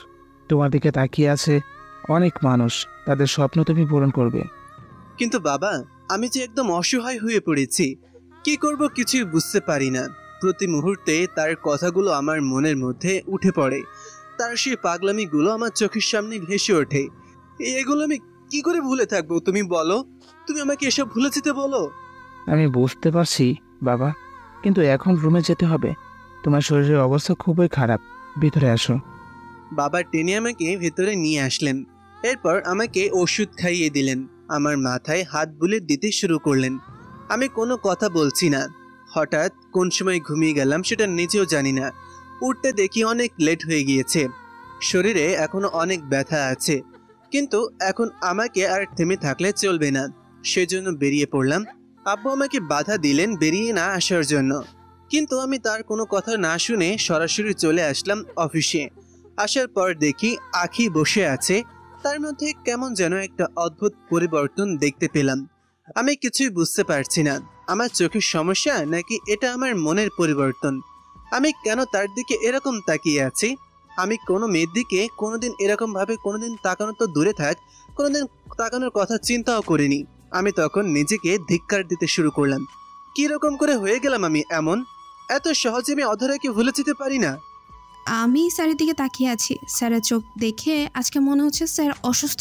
আমি তখন তার দিকে এগিয়ে গেলাম, এরপর বললাম, স্যার, আপনার চোখ দেখে মনে হচ্ছে আপনি অসুস্থ। আপনি এমন অবস্থায় অফিসে আসলেন কেন? স্যার তখন আমার দিকে অবাক চোখে কিছুক্ষণ তাকিয়ে থাকলেন। আমি তখন লজ্জায় পড়ে গেলাম তার এমন তাকানো দেখে। তিনি সবসময় নিচের দিকে তাকিয়ে কথা বলেন, কিন্তু আজকে কেমন করে যেন আমার দিকে তাকিয়েছিলেন, যেটা আমার কাছে অদ্ভুত লাগছিল। আমি তখন আবার তাকে প্রশ্ন করলাম। তিনি তখন আমার দিকে তাকিয়ে বললেন, না, একটু জ্বর হয়েছিল, সেই জন্য এইরকম মনে হচ্ছে, কোনো সমস্যা নেই। আপনি এত কাজ করেন কেন? জ্বর হয়েছে বাসায় বসে থাকবেন, আজকে একটা দিন কাজ না করলে কি হতো? তুমি যে কারণে এখানে এসেছো আমিও সেই কারণে এখানে এসেছি। দেশের মানুষ শান্তিতে থাকতে পারবে না আর আমি ঘরের ভেতরে শুয়ে থাকবো সামান্য জ্বরের কারণেই, এটা কোনো দিনও হতে পারে না বলেই আমি নিজের কেবিনে চলে গেলাম। এরপর রাজকে ডেকে নিয়ে আসলাম। তাকে সম্পূর্ণ ঘটনা খুলে বলতে হবে, কারণ এখন সেই আমার একমাত্র বিশ্বাসের জায়গা। আমি তখন তাকে সবকিছু খুলে বললাম কি হয়েছে আর কি করতে হবে। সে তখন আমাকে বলল, স্যার এই ব্যাপারটা তো অসম্ভব, আমি তো সব কিছু বুঝতে পারলাম না, একটা মেয়ে কিভাবে এই কাজ করতে পারে। ব্যাপারটা প্রথমে আমার কাছেও অবাক লেগেছিল, কিন্তু এরপর আমি সবকিছুর খোঁজ নিয়ে দেখেছি এটা একটা মেয়ের কাজ, তাই আমাদের যে করে হোক এসবের বিষয় আগে জানতে হবে। ওকে স্যার, আমি দেখতেছি। ওই এলাকায় আজ থেকে পাহারা আরও জোরদার করে দিচ্ছি, দেখি তাকে ধরা যায় কিনা। কতদিন আমাদের থেকে পালিয়ে থাকতে পারে সেটা আমরাও দেখে নেব। রাজ, আমাদেরকে সবকিছু সাবধানে করতে হবে। একটা মানুষকে বিশ্বাস করলে চলবে না, এমনকি আমাদের অফিসে থাকা মানুষগুলোকেও বিশ্বাস করা যাবে না। সবাই আমাদের সাথে বেইমানি করতে পারে, কারণ টাকা এমন একটা জিনিস যেটা মানুষকে পাগল করে দেয়। তাই টাকার কারণে মানুষ কোনো একটা সময় বেইমানি করতে পারে। তাই কাউকে বিশ্বাস করে এমন কোনো কথা বলবে না যেটা পরে আমাদের বিপদের মধ্যে ফেলতে পারে। আপনার কথা অবশ্যই মনে রাখব স্যার। আমি আমার সর্বোচ্চ চেষ্টা করব সবকিছু সাবধানে করার জন্য। কারো সাহায্য না নিয়ে কাজ করব, যদি একান্ত প্রয়োজন হয় তাহলে আপনার সাহায্য নিব, আর কারো সাহায্য নিব না, এটা আপনি আমার উপর বিশ্বাস রাখতে পারেন। আমি সবচেয়ে তোমাকে বেশি বিশ্বাস করি বর্তমানে, সেটা তুমি জানো রাজ। এরপরও তুমি এরকম কথা বলতেছো, কিন্তু একটা কথা মনে রাখবে, বিশ্বাসের জায়গা এমন একটা জায়গা যেখানে সন্দেহের কোনো অবকাশ নেই। যদি সন্দেহের মধ্যে পড়ে যাও তাহলে আমি কাউকে ছাড়বো না, এমনকি আমার বাবা হলেও আমি তাকে ছাড়বো না, এটা মনে রাখবে। রাজ তখন আমার সামনে থেকে চলে গেল। এখন কি করব এই সমস্যার সমাধান করতে? আমি কি করতে পারবো, নাকি আমাকে অসহায়ের মতন সারা জীবন এভাবে ঘুরতে হবে? সেজন্য চলে গেলাম তৌফিক সাহেবের কাছে। তার পুরনো থানায় যেতে হবে, সেইখানে গিয়ে বিনয়ের ছবি বের করে আনতে হবে। উনি আমাকে নিয়ে গেলেন তার কর্মস্থলে, যেখানে তিনি কাজ করতেন। সেখানে যাওয়ার পর পুরনো ফাইলটা খুঁজে বের করলাম। এরপর তার ছবিটা নিয়ে আসলাম। দেখতে অনেক ভয়ঙ্কর একটা লোক মনে হচ্ছিল, তখন তার চুলগুলো লম্বা ছিল। আমি তখন সেই ছবিটা নিয়ে চলে আসলাম। এদিকে সেই লোকটা চিন্তা করতে শুরু করলো, তার যে মানুষটা কাজের জন্য আছে তাকে জিজ্ঞাসাবাদ করতে হবে। সেজন্য সে লোক পাঠিয়ে তাকে তুলে নিয়ে আসলো। লোকটা তখন অন্ধকারে বসে হাসতেছে। সামনে বসা মানুষটা তার দিকে তাকিয়ে চিৎকার করছে। তখন লোকটা বলল, কাল কোথায় ছিলে তুমি যখন আমার লোকদেরকে মেরে ফেলা হচ্ছিল? আমি তোমাকে রেখেছিলাম সেখানে, আমার কাজে যারা বাধা দেয় তাদেরকে মেরে ফেলার জন্য, কিন্তু তুমি সেটা করোনি। তুমি কোথায় ছিলে তখন? আমি সেখানেই ছিলাম, কিন্তু কিছু করতে পারিনি, কারণ এই মুহূর্তে যদি আমি কিছু করতে যেতাম তাহলে আমি নিজেই ধরা পড়ে যেতাম। তাই আমাকে এই কাজ থেকে দূরে থাকতে হয়েছে। তাই বলে নিজের হাত সেখানে দিয়ে দিবে? কাল একটা সুযোগ ছিল ওই সেনাপ্রধানকে মেরে ফেলার, কিন্তু তোমার কারণে সেটা হয়নি। কেন এমনটা করলে? তুমি কি তোমার ভাইয়ের মৃত্যুর প্রতিশোধের কথা ভুলে গেছো? আমি কিছুই ভুলিনি, আমি সব কিছুই মনে রেখেছি। সময় মতো এই কাজ করব। এখন শুধু সময়ের অপেক্ষা, আমাকে সঠিক সময়ের অপেক্ষা করতে হবে। কিন্তু আমার কাছে এত সময় নেই, যত তাড়াতাড়ি সম্ভব কাজটা শেষ করতে হবে। ওই সেনাপ্রধানকে যতদিন না শেষ করেছি ততদিন কোনো কাজ ঠিকমতো করতে দিবে না, তাই ওকে আগে শেষ করে দিতে হবে। আমি সময়ের আগে কোনো কাজ করা পছন্দ করি না, তাই সময় আসলে আমি অবশ্যই এই কাজটা করব। কিন্তু এখন আমাকে সময় দিতে হবে, আমাকে সুস্থ হয়ে উঠতে হবে এবং তার বিশ্বাস অর্জন করতে হবে। তার যদি বিশ্বাস অর্জন করতে না পারি তাহলে তার ব্যাপারে কোনো কিছুই জানতে পারবো না। আর বাইরে বসে যেরকম কথা বলা যায়, ভেতরে গিয়ে এমন কাজ করা যায় না। এখানে বসে মনে করছেন ওখানে সে সাধারণভাবেই চলাফেরা করে, তার পেছনেও গার্ড আছে। আমি যদি কিছু করতে চাই পরে ওদের হাতেই ধরা পড়ব। তাই বেশি তাড়াহুড়া করে নিজেদের জীবন নষ্ট করার কোনো মানেই হয় না। আমার এমন কথায় লোকটা কিছুক্ষণ আমার দিকে তাকিয়ে থাকলো, এরপরেই আমার দিকে তাকিয়ে বলল, ভুলে যেও না আমি তোমাকে এখানে এনেছি, আমার হাত ধরে তুমি এই লাইনে এসেছো। আমি তোমাকে এতটা দক্ষ করে গড়ে তুলেছি, আমার জন্য তুমি এত দূর আসতে পেরেছো। তাই কথা বলার ধরন পরিবর্তন করো। ঠিক আছে, তোমাকে সময় দিলাম, এখন চলে যাও, গিয়ে নিজের কাজ করো। তবে আমার নির্দেশগুলো মেনে চলবে। একটু এদিক সেদিক করার চেষ্টা করলে তোমাকেও আমি শেষ করে দিব। আমি তখন রাগ দেখিয়ে সেখান থেকে চলে আসলাম। তবে এখন আপনাদেরকে সব কিছুই খুলে বলি, আমি এই কাজ কেন করছি। আমি আগে আমেরিকাতে থাকতাম, সেখানেই পড়াশুনো করেছি। আমার জীবনে বেঁচে থাকার একমাত্র অবলম্বন আমার ভাই রাজীব, তাকে মেরে ফেলা হয়েছে। আমি তার মৃত্যুর প্রতিশোধ নিতে চাই ওই তামিমের কাছ থেকে। তার কত বড় সাহস আমার ভাইকে নিজের কাছে থাকা সত্ত্বেও মেরে ফেললো। ছোটবেলায় আমার বাবা মারা গিয়েছিলেন, তখনও আমাকে দেখে রাখার মতো একমাত্র আমার ভাই ছিল। আমার ভাই আমাকে আমেরিকাতে পড়ার জন্য পাঠিয়েছিল। তখন দেশে সে একজন নামকরা সেনাবাহিনীর সদস্য ছিল, কিন্তু হঠাৎ করে তাকে মেরে ফেলা হয়েছে। আমার ভাইয়ের কোনো দোষ ছিল না, কিন্তু তাকে এমনি এমনি মেরে ফেলা হয়েছে মিথ্যা অপবাদে ফাঁসিয়ে। সেটা আমি জানি, তাই আমি তাদের কাছ থেকে প্রতিশোধ নেওয়ার জন্যই এই লোকটার কাছে গিয়েছিলাম। এই লোকটার ব্যাপারে আমি অনেক দিন থেকেই জানতাম, কিন্তু কোনো মতে তার সাথে যোগাযোগ করতে পারছিলাম না। শেষ পর্যন্ত তার সাথে যোগাযোগ করতে পারি এবং সে আমার সাথে প্রতিজ্ঞাবদ্ধ হয়েছে যে সে আমাকে সহযোগিতা করবে। সেজন্যই আমি তার সাহায্য সব কার্যক্রম শিখিয়ে ট্রেনিং নিই, কীভাবে বন্দুক চালাতে হয় এবং আত্মরক্ষা করতে হয় সব কিছু। দেশে ফিরে আসার পর সেনাবাহিনীর আমার এত দক্ষতা দেখে তারা আমাকে খুব কম সময়ের ভেতরেই স্পেশাল ফোর্সের কমান্ডার হিসেবে নিয়োগ দেয় এবং সেখানে আমি কাজ করছি শুধুমাত্র আমার ভাইয়ের খুনের প্রতিশোধ নেওয়ার জন্য। এর বাইরে আমার কোনো ইচ্ছে নেই। আমার ভাইকে যেভাবে মারা হয়েছে ঠিক সেভাবে আমিও তাদেরকে মারব। আমি তাদেরকে ছাড়বো না। আমি তখন সেখান থেকেই চলে আসলাম। আসার পর চলে গেলাম অফিসে। সেখানে যাওয়ার হঠাৎ করেই স্যার আসলেন। তিনি আমার দিকে তাকালেন, এরপর বললেন, কি ব্যাপার মিস আখি, তোমার হাতের অবস্থা কি একটু দেখি। বলে আমি তার হাত আমার কাছে নিয়ে আসলাম। এরপর তার হাতের দিকে তাকালাম। কিছুক্ষণ হাতটা দেখার পর আমি তাকে বললাম, হাতের অবস্থা এখনো খুব খারাপ, তোমাকে খুব সাবধানে থাকতে হবে। সরি, তোমাকে আমি তুমি করে বলে ফেলেছি, কোনো আপত্তি আছে? অসম্ভব স্যার, আমার আপত্তি থাকবে কেন? আপনি আমার সিনিয়র, তাই আমাকে তুমি করে বলতেই পারেন। আমি তখন আর কিছু না বলে সেখান থেকে চলে আসলাম। এরপর ডাক্তারের কাছে গেলাম, গিয়ে সবকিছু বললাম। ডাক্তার তখন নিশ্চিন্ত হলেন এই কথাটায়। এরপর আমাকে বললেন, স্যার, ওনাকে যদি সামনাসামনি আমি দেখতে পারতাম তাহলে অবশ্যই আরও নিশ্চয়তার সাথে কথা বলতে পারতাম, কিন্তু ওনাকে এখনো দেখিনি। তাই ওনাকে যদি কোনোভাবে এখানে নিয়ে আসতে পারেন তাহলে অনেক ভালো হতো। চিন্তা করবেন না, আমি দেখতেছি ওনাকে এখানে নিয়ে আসা যায় কিনা। ওনাকে যদি এখানে নিয়ে আসতে পারি তাহলে অনেক বিষয়ের সমাধান হয়ে যাবে। ওদিকে ওই লোকটা তখন তার অ্যাসিস্ট্যান্টের দিকে তাকালো, তাকিয়ে বলল, আমি ওর আশায় বসে থাকতে পারবো না। ওর ব্যবহারে পরিবর্তন এসে গেছে এখন। আমার মনে হচ্ছে আমাদের কিছু একটা করতে হবে। ওর উপরে একা আশা করে বসে থাকলে কোনো কিছু হবে না। পরে দেখা যাবে সব কিছু হারিয়ে আমরা নিঃস্ব হয়ে পড়েছি। স্যার, আমি আগেই বলেছিলাম এই মেয়েটাকে বিশ্বাস করার কোনো দরকার নেই। আপনি তো শুরু থেকে শুধু ওর পিছনে পড়ে আছেন, আমাদের কথা শুনলেন না। এখন এই মেয়েটা আপনার বিরোধিতা করবে কয়েকদিন পর। সেটা করার সুযোগ ওকে আমি দিব না। আর আমার এখন মনে হচ্ছে ওর কাজটা করতে পারবে, কারণ ও যতটা কাজ থেকে ওই সেনাপ্রধানের ততটা কাছে আমরা কোনোদিন যেতে পারবো না। তাই ওকে দিয়েই কাজটা শেষ করাতে হবে। আর ওকে বিশ্বাস করাতে হবে ওর ভাই নির্দোষ ছিল, কারণ ওর ভাই যদি নির্দোষ প্রমাণ করতে না পারি তাহলে ও আমাদের কথাই বিশ্বাস করবে না। কিন্তু স্যার, অস্ত্রগুলো কিভাবে নিয়ে আসবো? আপনি না বলে দিলে তো আমরা এটা কোনোদিন করতে পারবো না। আমি ভুল করে ফেলেছি স্যার, এবার আর কোনো ভুল করব না। এখন আপনি বলে দেন কি করতে হবে, আমি সেটাই করব। তুমি এক কাজ করো, আজকে তুমি যাও, সেখানে আমি তাদের সাথে কথা বলতেছি। তাড়াতাড়ি সব কাজ শেষ করবে। আজকে সীমান্তবর্তী এলাকা কিছুটা শান্ত হয়ে আছে, কারণ কালকে কোনো খুন হয়নি, কারণ কালকে ওই জায়গাটায় কেউ যায়নি। তাই আজকে একটু শান্ত থাকবে।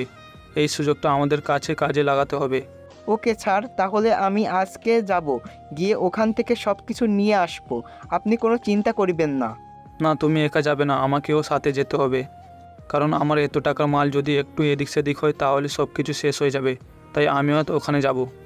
ওকে স্যার, আপনি থাকলে তো আর কোনো চিন্তাই নেই। আমরা খুব সহজে কাজটা করে ফেলতে পারবো। আপনি আমাদের 10 জনের সমান। আপনি একা যেটা করতে পারবেন আমরা 10 জন মিলে সেটা করতে পারবো না। ঠিক আছে, তুমি তাড়াতাড়ি ব্যবস্থা করো। যদি কোনো বিপদ দেখতে পাও তাহলে আমাকে জানিয়ে দিবে, আমি ওখানে যাব না। তাই তাড়াতাড়ি সব থেকে খবর লাগাও, আমি ওদেরকে দেখতেছি কি করা যায়। আমি তখন বসেছিলাম আমার কেবিনের মধ্যে। এই মেয়েটা কিভাবে এই কাজটা করতে পারে সেটা চিন্তা করছিলাম। এই মেয়েটাকে যে কেউই হোক খুঁজে বের করতে হবে, না হলে এই আতঙ্কটা কমানো যাবে না। আস্তে আস্তে প্রকাশ করতে শুরু করেছে। যদি এটা একবার পুরো দেশের মানুষ জেনে যায় তাহলে দেশের মধ্যে একটা আতঙ্ক সৃষ্টি হবে। তখন হঠাৎ করে আমার কাছে এক ইনফরমারের কল আসলো। আমি তখন অবাক হয়ে গেলাম। এতদিন পর তার কল। সে আমাকে বলল, স্যার, সর্বনাশ হয়ে গেছে। আমি একটা গোপন বিষয় জানতে পেরেছি। এটা আপনাকে জানিয়ে দেওয়ার জন্য কল করেছি। আজকে আবার তারা সেই অস্ত্রগুলো নিয়ে আসার জন্য যাবে।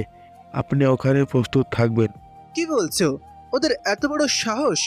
ওরা এত বড় একটা ঘটনার পরও আজকে যাবে?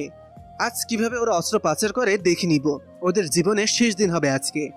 স্যার, ওরা খুব ভয়ঙ্কর, তাই আপনাকে একটু সতর্ক থাকতে হবে। আপনি সামনাসামনি যাবেন না। যদি আপনি সামনে যান তাহলে আপনাকে মেরে ফেলতে পারে। আপনি একটু প্ল্যান করে যাবেন। ওকে, তুমি কোনো চিন্তা করো না। আর থ্যাংক ইউ তোমাকে ইনফরমেশনটা আমাকে জানানোর জন্য। তুমি চারদিকে খবর নেওয়া শুরু করো। তোমার কাছে একটা ছবি পাঠাচ্ছি। এই ছবির লোকটাকে যদি কোনোভাবে খুঁজে পাওয়া যায় তাহলে সেটা আমাকে অতি সত্বর জানাবে। তাহলে সেটা আমাদের জন্য খুব ভালো হয়। আমি জানি স্যার আপনি কার কথা বলেছেন। আপনি তো বিনয়ের ছবি পাঠানোর কথা বলেছেন। আমি তার ছবি আগে থেকেই নিয়ে রেখেছি। আমি রাজ স্যারের সাথে কথা বলেছিলাম, উনি আমাকে ছবি পাঠিয়ে দিয়েছেন। আমি তার খোঁজে লাগিয়ে দিয়েছি চারিদিকে। আপনি কোনো চিন্তা করবেন না। তার খুঁজে পাওয়া মাত্রই আমি আপনাকে জানিয়ে দিব। তোমার কাজে আমি সত্যি সন্তুষ্ট তোমার প্রতি। আমরা দেশের জন্য কাজ করছি এটা মনে রাখবে। জান দিয়ে দিবে, তবু নিজের লক্ষ্য থেকে সরবে না। আপনি যেরকম বলবেন স্যার। আপনি বলেন তো, আমি নিজের জীবন দিতেও এখনই প্রস্তুত আছি। আমি তখন ফোনটা রেখে দিলাম। মানুষটা সত্যি অনেক পরিশ্রম করছে। খুবই দক্ষ একজন গোয়েন্দা অফিসার। চারিদিকে তার লোকজন ছড়িয়ে আছে। যে কোনো মানুষকে ধরা তার কাছে কোনো ব্যাপারই না। সে গোপন বিভিন্ন খবর জানে এবং এটা তার কাছে কোনো ব্যাপারই না। সেজন্য আমি তাকে সবচেয়ে বেশি বিশ্বাস করি। আমি তখন রাজের সাথে গোপনে কথা বললাম, আজকে আমাদেরকে যে করেই হোক ওই গ্যাংটাকে ধরতে হবে। চারিদিকে লোকজন সরিয়ে দিতে শুরু করলাম, কারণ এই এলাকাটা ফাঁকা করতে হবে এবং সেনা সদস্যদের একটু সরে আসতে বললাম, যাতে মনে হয় যে এই এলাকায় আজকে একটু পাহারা কম আছে এবং সেটাকে তারা সুযোগ হিসেবে ব্যবহার করার চেষ্টা করে। একটু পরেই আমরা প্ল্যানের মতন কাজ শুরু করলাম। সবাই ওই এলাকা থেকে সরে আসতে যেতে শুরু করলো। সাথে সেনা সদস্যরাও একটু অলসতার ভঙ্গি করলো, যাতে মনে হয় যে এই এলাকায় এখন নিরাপত্তা ব্যবস্থা কম এবং সেটাকে তারা ভুল করে তাদের সুযোগ মনে করলো এবং অনেক লোককে দেখতে পেলাম একসাথে। আমি তখন সবাইকে বললাম একসাথে আক্রমণ করার জন্য। তবে সামনে গিয়ে আমি তো থমকে গেলাম, কারণ একজন মানুষকে আমি দেখতে পেলাম যেটা আমার বিশ্বাস করার মতন ছিল না। আমি তখন তার দিকে তাকিয়ে আছি। আমার সত্যি ধারণা হচ্ছিল না যে সে সত্যি মারা যায়নি। তার অবস্থা দেখে আমার অনেক মন খারাপ হচ্ছে। সে আগুনের মধ্যে পুড়েছিল কিন্তু মারা যায়নি, কিন্তু সবাই তার মৃত্যুর খবর পেয়েছিল। আমি তখন তার দিকে এগিয়ে গেলাম। কিছুক্ষণের মধ্যে সেখানে গোলাগুলি আরো বাড়তে শুরু করলো। আমি তাকে টার্গেট করে রেখেছিলাম, কারণ অন্যরা সবাই যে যার দিকে যাক, কিন্তু আমাকে আসল টার্গেটের লোকটাকে ধরতে হবে। কিন্তু আমি ব্যর্থ হলাম তাকে ধরতে গিয়ে। সে গাড়ি নিয়ে পালিয়ে গেল, কিন্তু তার সাথে থাকা তার কর্মচারীকে ধরতে পেরেছি। তাকে নিয়ে চলে আসলাম আমাদের গোপন আস্তানায়। সেখানে আমি এবং কিছু সিক্রেট অফিসার ছাড়া কেউ ঢুকতে পারবে না, কারণ আমি আমার কিছু বিশ্বস্ত অফিসার ছাড়া কাউকে বিশ্বাস করতে পারছি না। অফিসের মধ্যে ঢুকেই আমার সন্দেহ ঢুকে আছে। তখন আমি তার শাস্তির ব্যবস্থা করতে শুরু করলাম, কারণ এই লোকটাকে এত সহজে স্বীকার করানো যাবে না, সেটা আমি খুব ভালো করেই জানি। আমি অফিসে বসে আছি। আজকে তারা অপারেশনে গিয়েছে এবং সেই অপারেশন খুব ভয়ঙ্কর, খুব ভালো করেই জানি আমি অফিসের ফাইলগুলো বের করতেই শুরু করলাম। যদি তামিমের বিরুদ্ধে কোনো সংবাদ পাই তাহলে সেটা আমার জন্যই সুবিধাজনক হবে। কিন্তু হঠাৎ করে একটা ফাইলে আমার চোখ আটকে গেল। এটা অনেক পুরনো একটা ফাইল। এখানে আমার ভাইয়ের ব্যাপারে লেখা হয়েছে। আমার ভাইয়ের মৃত্যুর পুরো ডিটেলস এখানে লেখা আছে। আমাকে যে সংবাদ দেওয়া হয়েছিল সেটা সম্পূর্ণ মিথ্যে। এটা দেখে আমি বুঝতে পারলাম আমাকে এরা মিথ্যা জালে ফাঁসিয়ে দিয়েছে। শুধুমাত্র আমাকে ব্যবহার করে তারা তাদের কাজ হাসিল করার জন্যই এমন করেছে। আমি এটা বিশ্বাস করতে পারছিলাম না। আমার ভাই এত বড় একটা অন্যায় কাজের সাথে জড়িত ছিল, কিন্তু আমি সেটা কিছুই না জেনে উল্টো তাদের বিরুদ্ধে কাজ করেছি। এতদিন থেকে আমি যে ভুল করেছি সেটা আমি খুব ভালো করে বুঝতে পারছিলাম। আমি কি করব? তার কাছে কি ক্ষমা চাইব? কিন্তু ক্ষমা চাইলে কি সে আমাকে ক্ষমা করে দেবে? আমি এতজন সেনা সদস্যকে মেরেছি, সাথে অনেক ক্ষতি করেছি সাধারণ মানুষের। এটার কি হবে? আমি কিছু ভাবতে পারছিলাম না। সেখানে বসে পড়লাম। হাতের অবস্থা অনেক খারাপ ছিল। এই লোকটা কিভাবে এত বড় একটা বেইমানি করতে পারলো আমার সাথে? আমি তাকে অনেক ভালো ভেবেছিলাম। সে বলেছিল দুর্নীতিবাজ কিছু সেনা সদস্য যারা অন্যায় কাজের সাথে জড়িত তাদেরকেই শাস্তি দেওয়ার জন্য তারা কাজ করে যাচ্ছে, কিন্তু তারাই যে আসল দুর্নীতিবাজ এই ব্যাপারে আমি কিছুই জানতাম না। ভাইয়ের মৃত্যুর প্রতিশোধ নেওয়ার জন্য আমি পাগল হয়ে গিয়েছিলাম, কিন্তু এই ব্যাপারে আমি খোঁজ নেওয়ার চেষ্টা করিনি। কিছু ভাবতে পারছিলাম না, কাঁদতে শুরু করলাম। কি করব এখন? এদিকে আমি তখন সেই ছেলেটার সামনে গিয়ে বসলাম, যাকে ধরে নিয়ে এসেছিলাম। তার সামনে বসে তাকে লাঠি নিয়ে মারতে শুরু করলাম। সে তখন চিৎকার করছিল, আমি তার চিৎকার শুনেও শুনছিলাম না। তার গলায় লাঠিটা চেপে ধরে বললাম, তুই কার হয়ে কাজ করিস? যদি সত্যি কথা না বলিস তাহলে তোকে আজকে এখানেই শেষ করে দেব। আমি কিছুই জানি না। আমাকে টাকা দিয়ে এখানে আনা হয়েছিল কাজ করার জন্য। আমাকে ছেড়ে দিন দয়া করে। একদম মিথ্যা কথা বলার চেষ্টা করবি না। আমার কাছে স্পষ্ট সংবাদ আছে তুই ওর অ্যাসিস্ট্যান্ট, তাই সব সত্যি কথা বল। যদি একটুও মিথ্যা কথা বলার চেষ্টা করিস তাহলে কিন্তু তোকে মরতে হবে, কেউ তোকে বাঁচাতে পারবে না। আমি সত্যি কথা বলতেছি স্যার। আমাকে শুধু টাকা দিয়ে ভাড়া করে এনেছে এই কাজটা করার জন্য। এই কাজটা করার পর আমি আমার টাকা নিয়ে চলে যেতাম। এর বাইরে আমি কিছুই জানি না। স্যার, আমার মনে হচ্ছে এই লোকটা এভাবে কথা বলবে না। আমার হাতে ছেড়ে দিন, আমি 5 মিনিটের ভিতর ওর কাছ থেকে সব কিছু স্বীকার করছি। রাজ তখন আমাদের রেডি করা কারেন্টের শক দেওয়ার জিনিসটা নিয়ে আসলো এবং তার 2 হাতে বেঁধে দিল। এরপর শক দিতে শুরু করলো। সে তখন আমার দিকে তাকিয়ে চিৎকার করছিল। আমি তখন তার সামনে গিয়ে বললাম, এখনো সময় আছে, সত্যি কথা বল, তোকে ছেড়ে দিব, কিন্তু মিথ্যা কথা বলার চেষ্টা করলে কিন্তু একদম শেষ করে দেব। বলছি আমি সব বলছি, সত্য কথা বলতেছি। তবু আমাদের ছেড়ে দিন দয়া করে। আমি এভাবে আর থাকতে পারছি না। তাহলে বল, আমার অফিসে কেন ওকে পাঠানো হয়েছে? আকি কেন আমাদের অফিসে এসেছে? তুই কি ভেবেছিস আমি কিছুই জানি না? আমি ওর হাতে ডাক্তারের সেই বিষয়ের কথা বলেছিল তার ডাক দেখতে পেয়েছি, কিন্তু তাকে এই বিষয়টা জানাইনি, কারণ আমি আগে সবকিছু জানতে চাই। এর চেয়ে বড় কথা হলো আমি সেদিন বুঝে গেছি সে এই কাজ করেছে, কারণ যেদিন ওর হাত ভেঙে গেল সেদিনই খুন করা কেন বন্ধ হয়ে গেল?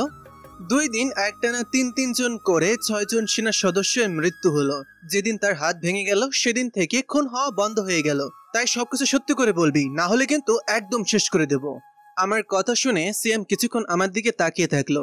সে হয়তো ভাবতেই পারেনি আমি এই ব্যাপারে জেনে যাব, কিন্তু আমি ডাক্তারের সাথে কথা বলে আগে থেকে জেনে গিয়েছিলাম। আমি প্রথম যেদিন আকিকে দেখেছিলাম সেদিন আমার কাছে সন্দেহজনক মনে হয়েছিল, কিন্তু অতটাও তীব্র ছিল না। তবে ওই ক্যামেরার মাধ্যমে দেখা মেয়েটা এবং তার মধ্যে আমি অনেক মিল খুঁজে পেয়েছি, এবং তার হাতের দাগগুলো বলে দিয়েছে যে সেই এই কাজগুলো করেছে। সেই জন্য আমার কাছে ব্যাপারটা একদম ক্লিয়ার ছিল। তখন আমি স্যামের দিকে তাকিয়ে বললাম, কিরে, সত্যি কথা বলবি নাকি আরো মার খাবি? স্যার, আমি সত্যি কথা বলতে চাই। আমি সিয়াম বিনয়ের সাথে কাজ করতেছি। বিনয় মারা যাননি। আমরা যেই বিনয়কে মেরে ফেলেছিলাম সে ছিল আমার বাবা, কিন্তু আসল বিনয় এখনো বেঁচে আছে। আসলে বিনয়ের সাথে ওই দিন আমরা বাবা গিয়েছিল, কিন্তু গাড়িতে যখন আগুন লাগে তখন পুলিশ আসার আগে বিনয় দরজার কাছাকাছি থাকায় লাফ দিয়ে একটা ঝোপের মধ্যে পড়ে যায় এবং পালিয়ে যায়। বিনয়ের সাথে আমার বাবা কাজ করত। আমার বাবা সেখানে গাড়িতে ছিলেন, কিন্তু তিনি পালিয়ে আসতে পারেননি। এর ভেতরে পুলিশ চারিদিকে ঘিরে ফেলে এবং ড্রাইভারের সাথে তিনিও পুড়ে মারা যান। তার মৃত্যুর প্রতিশোধ নেবার জন্য বিনয়ের সাথে কাজ করতে শুরু করি। আমি তখন আমেরিকাতে ছিলাম। সে পালিয়ে আমেরিকাতে চলে যায়। তার মুখের উপরে পুড়ে গিয়েছিল। আমি সেখানে একটা হসপিটালে কাজ করতাম, ডাক্তারি পড়েছিলাম, সাথে হসপিটালে ইন্টার্নি করছিলাম। তার সাথে তখন আমার পরিচয়। বাবার সাথে আগেই তার সাথে দেখা করতে এসেছিলাম, সেই জন্য তিনি আমাকে চিনতে পারেন। তিনি আমার হসপিটালে গিয়েছিলেন চিকিৎসা নেওয়ার জন্য। সেখানেই আমরা সব প্ল্যান করি এবং তার সাথে কাজ করতে শুরু করি। যেহেতু আমি ওই হসপিটালে একজন সদস্য ছিলাম, তাই ওই বিষটা আমার জন্য জোগাড় করা কোনো ব্যাপারই ছিল না।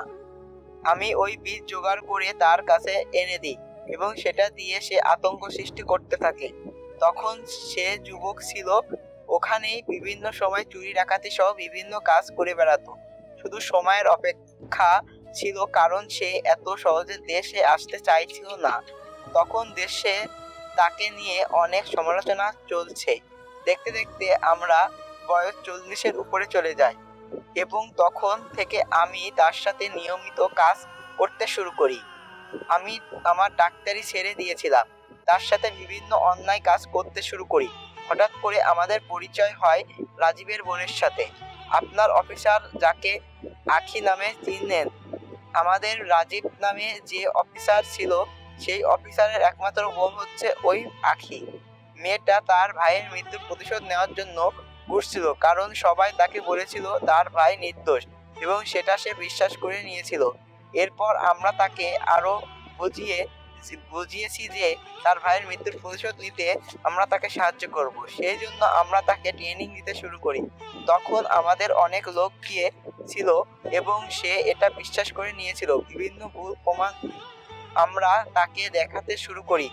তার ভাইয়ের সাহসিকতার বিভিন্ন সংবাদ যেগুলো দেশের সংবাদপত্রে প্রকাশিত হয়েছে সেই সংবাদপত্র আমরা তাকে দেখাতে শুরু করি এবং তাকে বলি যে কিছু দুর্নীতিবাজ সেনা সদস্য তার ভাইয়ের একমাত্র উন্নতি দেখতে পারছে না, সেজন্য তাকে মেরে ফেলেছে এবং সেটাতে আপনার নাম বলি, কারণ আপনার পর এই জায়গাটা একমাত্র রাজীব অর্জন করতে পারত।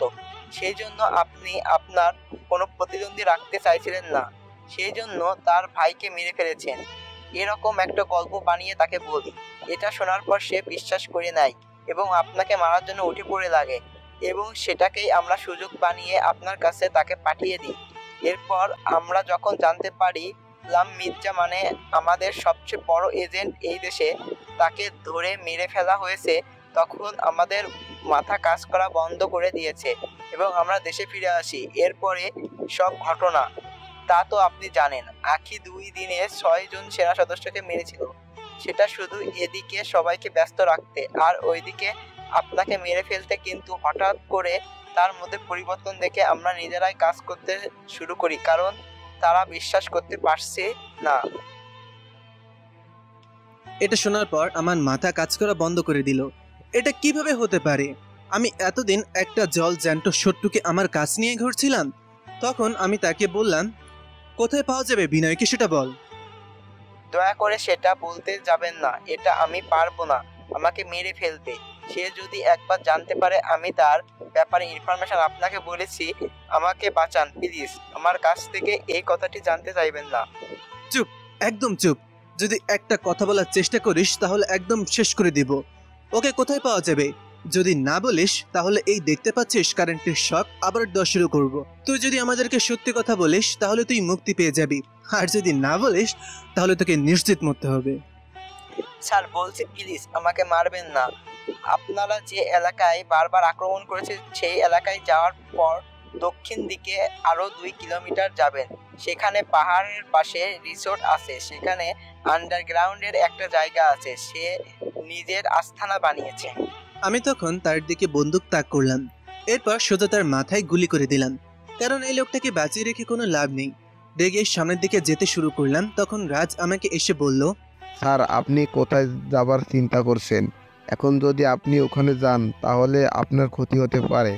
আমরা ওখানে গিয়ে এখন বিপদের সম্মুখীন হব, তাই আমাদেরকে আগে আখিকে শেষ করে দিতে হবে, কারণ সে অফিসারের মধ্যে বসে আছে, যে কোনো ক্ষতি করতে পারে যে কোনো সময়। তুমি এটা ঠিক বলেছ, ওকে আগে শিক্ষা দিতে হবে। এতদিন ধরে আমার পাশে থেকে আমার সাথে বেইমানি করেছে, ওকে একটা শিক্ষা দিতেই হবে। না জেনে না শুনে কোনো মানুষের কথা কেন বিশ্বাস করলো? বলেই আমরা যেতে শুরু করলাম। অফিসে গিয়ে খুঁজে বের করতে শুরু করলাম, কিন্তু জানতে পারলাম সে একটু আগে বেরিয়ে গিয়েছে। আমি তখন তার বাসায় গেলাম, সেখানে গিয়ে জানতে পারলাম যে সে বাসায় আসেনি। তাহলে সে কোথায় গেল? চিন্তায় পড়ে গেলাম, হয়তো অন্য কোনো প্ল্যান করেছে। সেই জন্য আমি আমাদের সদস্যকে নিয়ে সবাই মিলে একসাথে যেতে শুরু করলাম ওই জায়গায় যেটার কথা সিয়াম আমাদেরকে বলেছে। এদিকে আমি আর সেখানে অপেক্ষা করলাম না, চলে আসলাম ওই লোকটার কাছে। ওই লোকটার কাছ থেকে সব কিছু জানতে হবে। কেন এই কাজটা করলো সে? কেন আমার সাথে মিথ্যে কথা বলল? আমার ভাইকে তো তারা অন্যায়ভাবে মারেনি, বরং আমার ভাই অপরাধী ছিল, সে তার অপরাধের শাস্তি পেয়েছে। তাহলে কেন আমাকে এই মিথ্যে কথা বলা হলো? আমি সেটা তার কাছ থেকে জানতে চাই। সেজন্যই তার আস্তানায় চলে আসলাম। এখানে আসার পর তার সামনে গেলাম, গিয়ে বললাম, আমাকে কেন মিথ্যে বললেন আপনি? আপনি বলেছিলেন আমার ভাইকে অন্যায়ভাবে মারা হয়েছে, কিন্তু আমি আজকে নিজেই ফাইলগুলো চেক করেছি। আমার ভাইকে অন্যায়ভাবে মারা হয়নি, বরং তার অপরাধ ছিল সে মির্জের সাথে হাত মিলিয়ে অন্যায় কাজ করছিল। লোকটা চিৎকার করে হাসতে শুরু করলো। আমি তখন তার এমন হাসি দেখে অবাকই হলাম। তার দিকে তাকিয়ে আছি। সে হাসতে হাসতে আমার দিকে তাকিয়ে বলল, তোর কত বড় সাহস, তুই আমার দিকে চোখ রাঙিয়ে কথা বলিস? তোর মতো কত মেয়েকে আমি ধর্ষণ করে মেরে ফেলেছি, তুই আমার দিকে তাকিয়ে এরকম করে কথা বলিস? হ্যাঁ, তোর ভাই অপরাধী ছিল, সে তার অপরাধে শাস্তি পেয়েছে, কিন্তু আমরা তোকে ব্যবহার করেছি এতদিন থেকে। এখন তোর সময় শেষ, এখন তোকে মারতে হবে। কি? তার মানে তুই এতদিন থেকে আমার সাথে বেইমানি করে আসছিস? আমি কিছুই বুঝতে পারলাম না। এত বড় ভুল আমি কিভাবে করলাম? তোকে আমি ছাড়বো না, তোকে আমি শেষ করে দিব। আমি নিজের বন্দুক বের করলাম। এর ভেতরে আমার হাত দুটো একটা লোক চেপে ধরলো। আমি বুঝতে পারলাম সে আগে থেকে জানতো আমি এই জায়গায় আসবো, এজন্যই সে প্রস্তুত ছিল। আমাকে নিয়ে বেঁধে রাখা হলো একটা চেয়ারের সাথে। আমি ছুটে যাওয়ার জন্য লাফালাফি করতেছি, কিন্তু আমাকে ছাড়া হচ্ছে না। ওইদিকে আমরা পৌঁছে গেলাম সেই জায়গায়। এরপর চারিদিক থেকে ঘিরে ফেললাম ওই রিসোর্টটার। আমি তখন হ্যান্ড মাইক নিয়ে বলতে শুরু করলাম, বিনয়, তোকে শেষবারের মতন বলছি, বেরিয়ে আয়, নইলে কিন্তু তোকে আমি শেষ করে দিব। এই পুরো এলাকা আমি উড়িয়ে দিব। এরপরও তুই আজ আমার হাত থেকে বাঁচতে পারবি না। কোনো সারা শব্দ পাচ্ছিলাম না। আমি তখন সামনের দিকে যেতে শুরু করলাম। আমি বুঝতে পারলাম সে বেরিয়ে আসবে না, আমাদেরকে যেতে হবে। আমার সাথে আরো অনেক অফিসার ছিল। আমি তখন তাদের কাছে গিয়ে সবাই মিলে একসাথে আক্রমণ করার প্রস্তুতি নিলাম। আমাদের লোক চারিদিকে ঘিরে আছে। হঠাৎ করে তার লোকজন বেরিয়ে আসতে শুরু করলো। আমরা গুলি করছিলাম আর সামনের দিকে এগিয়ে যাচ্ছিলাম চারিদিক থেকে, যেন একটা বিশাল যুদ্ধের ময়দান তৈরি হয়েছিল। বুলেটের বিকট শব্দ চারিদিকটাকে কম্পিত করছিল। আমি সামনের দিকে এগিয়ে যাচ্ছি। এক পর্যায়ে তার লোকজনকে শেষ করে আমরা তার কাছে পৌঁছে গিয়ে দেখতে পেলাম আখিকে বেঁধে রাখা হয়েছে। কিন্তু আমাদেরকে অবাক করে দিয়ে বিনয় আমাদের সামনে হাঁটু গেড়ে বসে পড়লো। এরপর আমাদের দিকে তাকিয়ে বলল, আমাকে ক্ষমা করে দিন, আমি অনেক বড় একটা অন্যায় কাজ করে ফেলেছি। আমি আমার নিজের ভুল বুঝতে পেরেছি। আমি এতদিন যা করেছি অন্যায় করেছি। আমাকে যে শাস্তি দিবেন আমি সেই শাস্তি মাথা পেতে নেব। এত বড় সাহস তোর কি করে হলো? তুই আমাকে মারার প্ল্যান করছিস? এতগুলো মানুষের ক্ষতি করলি। কত মানুষ তোর কারণে নির্যাতনের শিকার হয়েছে, সেটা কি একবার চিন্তা করেছিস? স্যার, আমি আমার নিজের ভুল বুঝতে পেরেছি, আমাকে ক্ষমা করে দিন। আমি আমার এত বড় সন্ত্রাসী সাম্রাজ্য ধ্বংস করতে চাইছিলাম না, সেই জন্য এরকম ভুল করে ফেলেছি। আমাকে ক্ষমা করে দিন দয়া করে। আমি তোকে ক্ষমা করার কেউই না। তোকে আদালত ক্ষমা করলে অবশ্যই তুই ক্ষমা পাবি, কিন্তু তুই যা করেছিস আমার মনে হয় না কেউ তোকে ক্ষমা করে দেবে। কি করে তুই তোর অবৈধ ব্যবসা করতে পারলি বাংলাদেশে? হঠাৎ করে সে আমার হাতের বন্দুক কেড়ে নিল এবং আমার দিকে তাক করলো, কিন্তু ততক্ষণে তার মাথায় কয়েকটা বন্দুক চলে এসেছে। সে তখন বন্দুকটা হাত থেকে ফেলে দিল। আমি তখন তাকে থাপ্পড় দিয়ে মাটিতে বসিয়ে দিলাম। এরপর তার সামনে গিয়ে বললাম, আমার সাথে চালাকি করার চেষ্টা করবি না। মনে রাখবি, তোর মতন অপরাধী আমি ধরেই এই জায়গায় এসেছি, তাই আমাকে এতটা বোকা মনে করিস না। এরপর আখিকে ছাড়িয়ে নিয়ে আসা হলো আমার সামনে। সে তখন আমার দিকে তাকাচ্ছিল না। আমি তখন তার দিকে তাকিয়ে বললাম, তুমি যেটা করেছো সেটা খুব ভয়ঙ্কর একটা অন্যায় কাজ করেছো। একটা বিশ্বাসঘাতক ভাইয়ের কারণে তুমি তোমার নিজের জীবন ধ্বংস করে দিয়েছো। তুমি পড়াশোনায় অনেক ভালো ছিলে, তোমার ব্যাপারে আমি খোঁজ নিয়েছি, কিন্তু কোনো কিছু না জেনে সিদ্ধান্ত নেওয়া একেবারে ঠিক হয়নি, সেটা আবারও প্রমাণিত হলো। তুমি কেন না জেনে এই কাজটা করতে গেলে? আমি কোনো কথা বলতে পারছিলাম না। কি বলবো? আমি তো এত বড় একটা অন্যায় কাজ করেই ফেলেছি। অনেক মানুষকে মেরেছি বিনা অপরাধে। আমি ভেবেছিলাম তারা অপরাধী, কিন্তু কোনো অপরাধ করেনি তারা। অপরাধ তো আমি করেছিলাম। এখন আমি কি বলবো? আমি শুধু কান্নাই করছিলাম নিচের দিকে তাকিয়ে। আমার কথা বলার শক্তি আমি হারিয়ে ফেলেছি। তখন স্যার আমার দিকে তাকিয়ে আবার বললেন, আমি বুঝতে পারছি তুমি তোমার ভাইকে অনেক বেশি ভালোবাসতে, সেই জন্য এরকম ভুল কাজ করে ফেলেছো। কিন্তু এরকম ভুল কাজ অনেকেই করে, যেটা তাদের জীবনকে ধ্বংস করে দেয়। না জেনে কোনো কাজ করা উচিত নয়। আমি তোমার ব্যাপারে সুপারিশ করব যতটুকু পারি। সে কোনো কথা বলছে না, নিচের দিকে তাকিয়েছিল। বুঝতে পারছি সে অনুতপ্ত তার কাজের জন্য। এখন আর কি করার, সে তো অন্যায় করেছে, তাকে তার শাস্তি পেতেই হবে। আমি যতটুকু পারি তাকে সহযোগিতা করার চেষ্টা করব। তবে হঠাৎ করে বিনয় একটা অদ্ভুত কাজ করে বসলো। সে আমার গলা চেপে ধরলো। তার মাথায় আমার বন্দুক ধরা আছে। সে আমার দিকে তাকিয়ে হাসতে হাসতে বলল, আমি জানি আমি বাঁচতে পারবো না। আমাকে আদালতে ধরিয়ে নিয়ে যাওয়ার পর আমাকে ফাঁসি দিবে, কিন্তু আমি আগে থেকে জানতাম।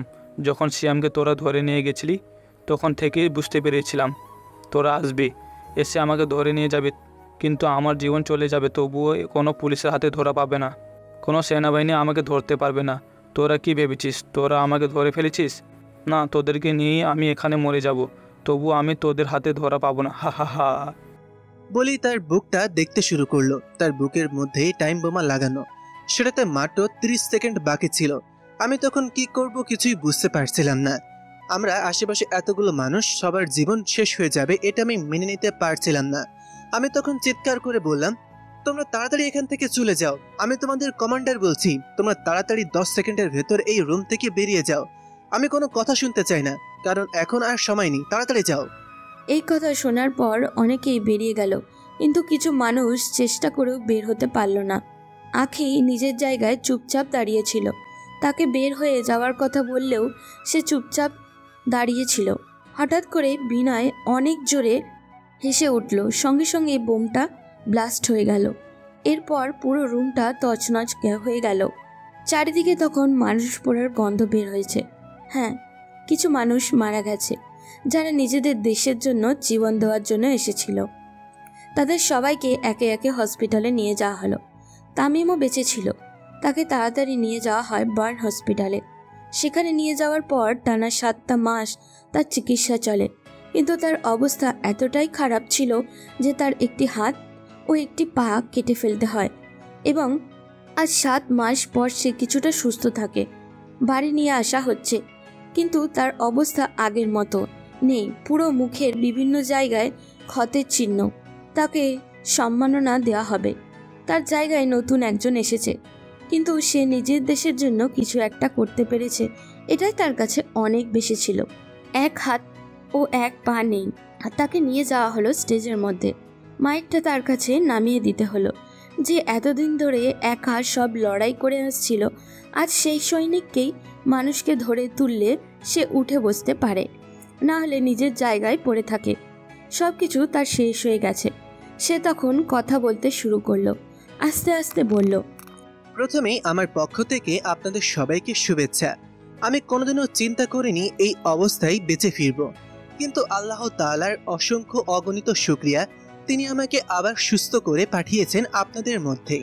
আজকে আমার বিদায়ী অনুষ্ঠানে যতজন এসেছেন সবাইকে আমার পক্ষ থেকে আন্তরিক শুভেচ্ছা ও অভিনন্দন। আমার মতন একজন অযোগ্যকে আপনারা এতটা ভালোবেসেছেন, এটা আমার কল্পনার বাইরে ছিল। আমি কোনো দিনও কল্পনা করতে পারিনি এত মানুষ আমাকে এতটা ভালোবাসবে। আপনাদের কাছ থেকে যেই ভালোবাসা পেয়েছি সেটা আমার কাছে চিরস্মরণীয়।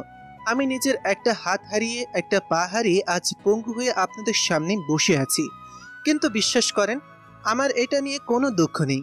আমি আমার নিজের দেশের জন্য কিছু দিতে পেরেছি, এটা আমার কাছে গর্বের বিষয়। জীবনের শুরু থেকেই আমি স্যাক্রিফাইস করে এসেছি। আমি ছোটবেলায় আমি নিজের পরিচয় জানতাম না। যখন পরিচয় জানলাম তখন এত বড় একটা সত্য আমার সামনে এসে দাঁড়ালো, আমার তখন কোনো কিছুই করার ছিল না। আমার বাবা ছিল তখন একটা অপরাধী। এরপর আমার বিয়ে হয়, কিন্তু বিয়ের মেহেদি শুকানোর আগেই আমার স্ত্রীকে মেরে ফেলা হয়। এর পরের প্রতিটা মুহূর্ত আমি লড়াই করেছি নিজের সাথে। বেঁচে থেকেও মরে গিয়েছি, এখন বিদায় নিতে এসেছি। অনেক ভুল করেছি। আপনারা আমাকে অনেক বড় দায়িত্ব দিয়েছিলেন, কিন্তু আপনাদের দায়িত্ব আমি সঠিকভাবে পালন করতে পারিনি। আমি তো এখনো হাত পা না থাকলেও আপনাদের সামনে বসে কথা বলতেছি, কিন্তু আমাদের শহীদ ভাইরা নিজেদের দেশকে সুরক্ষিত করার জন্য নিজেদের জীবন দিয়েছেন। তাদের সম্মান জানিয়ে আজকে এখানেই শেষ করছি। সবাই ভালো থাকবেন। সবাই অনেক সম্মান জানাচ্ছিল তামিমকে। সে নিচে নেমে আসলো। এরপর তাকে নিয়ে যাওয়া হলো তার বাসায়। পুরো সেনাবাহিনী টিমের পক্ষ থেকে তাকে গার্ড অফ অনার দেওয়া হলো। আমাদের দেশে কত ভাইয়েরাই নিজেদের আপনজন হারিয়েছেন, কত মা তার সন্তানকে হারিয়েছেন, কত ভাই তার বোনকে হারিয়েছেন, কত বোন তার ভাইকে হারিয়েছেন, শুধুমাত্র নিজের দেশকে রক্ষা করার জন্য। এরকম কিছু মানুষ আমাদের সমাজে আছে, দেশের জন্য কিছু করতে পারাটাকে তারা নিজেদের জন্য গর্বের বিষয় মনে করে। এই দেশ আমাদের মা, তাই দেশকে রক্ষা করা আমাদের সবার দায়িত্ব। দেশের শান্তি বজায় রাখাটাও আমাদের সবার দায়িত্ব। আমরা আমাদের দেশকে ভালোবাসবো, দেশের মানুষকেও ভালোবাসবো। আজকের গল্প এখানেই শেষ করছি। দেখা হবে পরবর্তী কোনো গল্পতে। সেই পর্যন্ত সবাই ভালো থাকবেন এবং সুস্থ থাকবেন।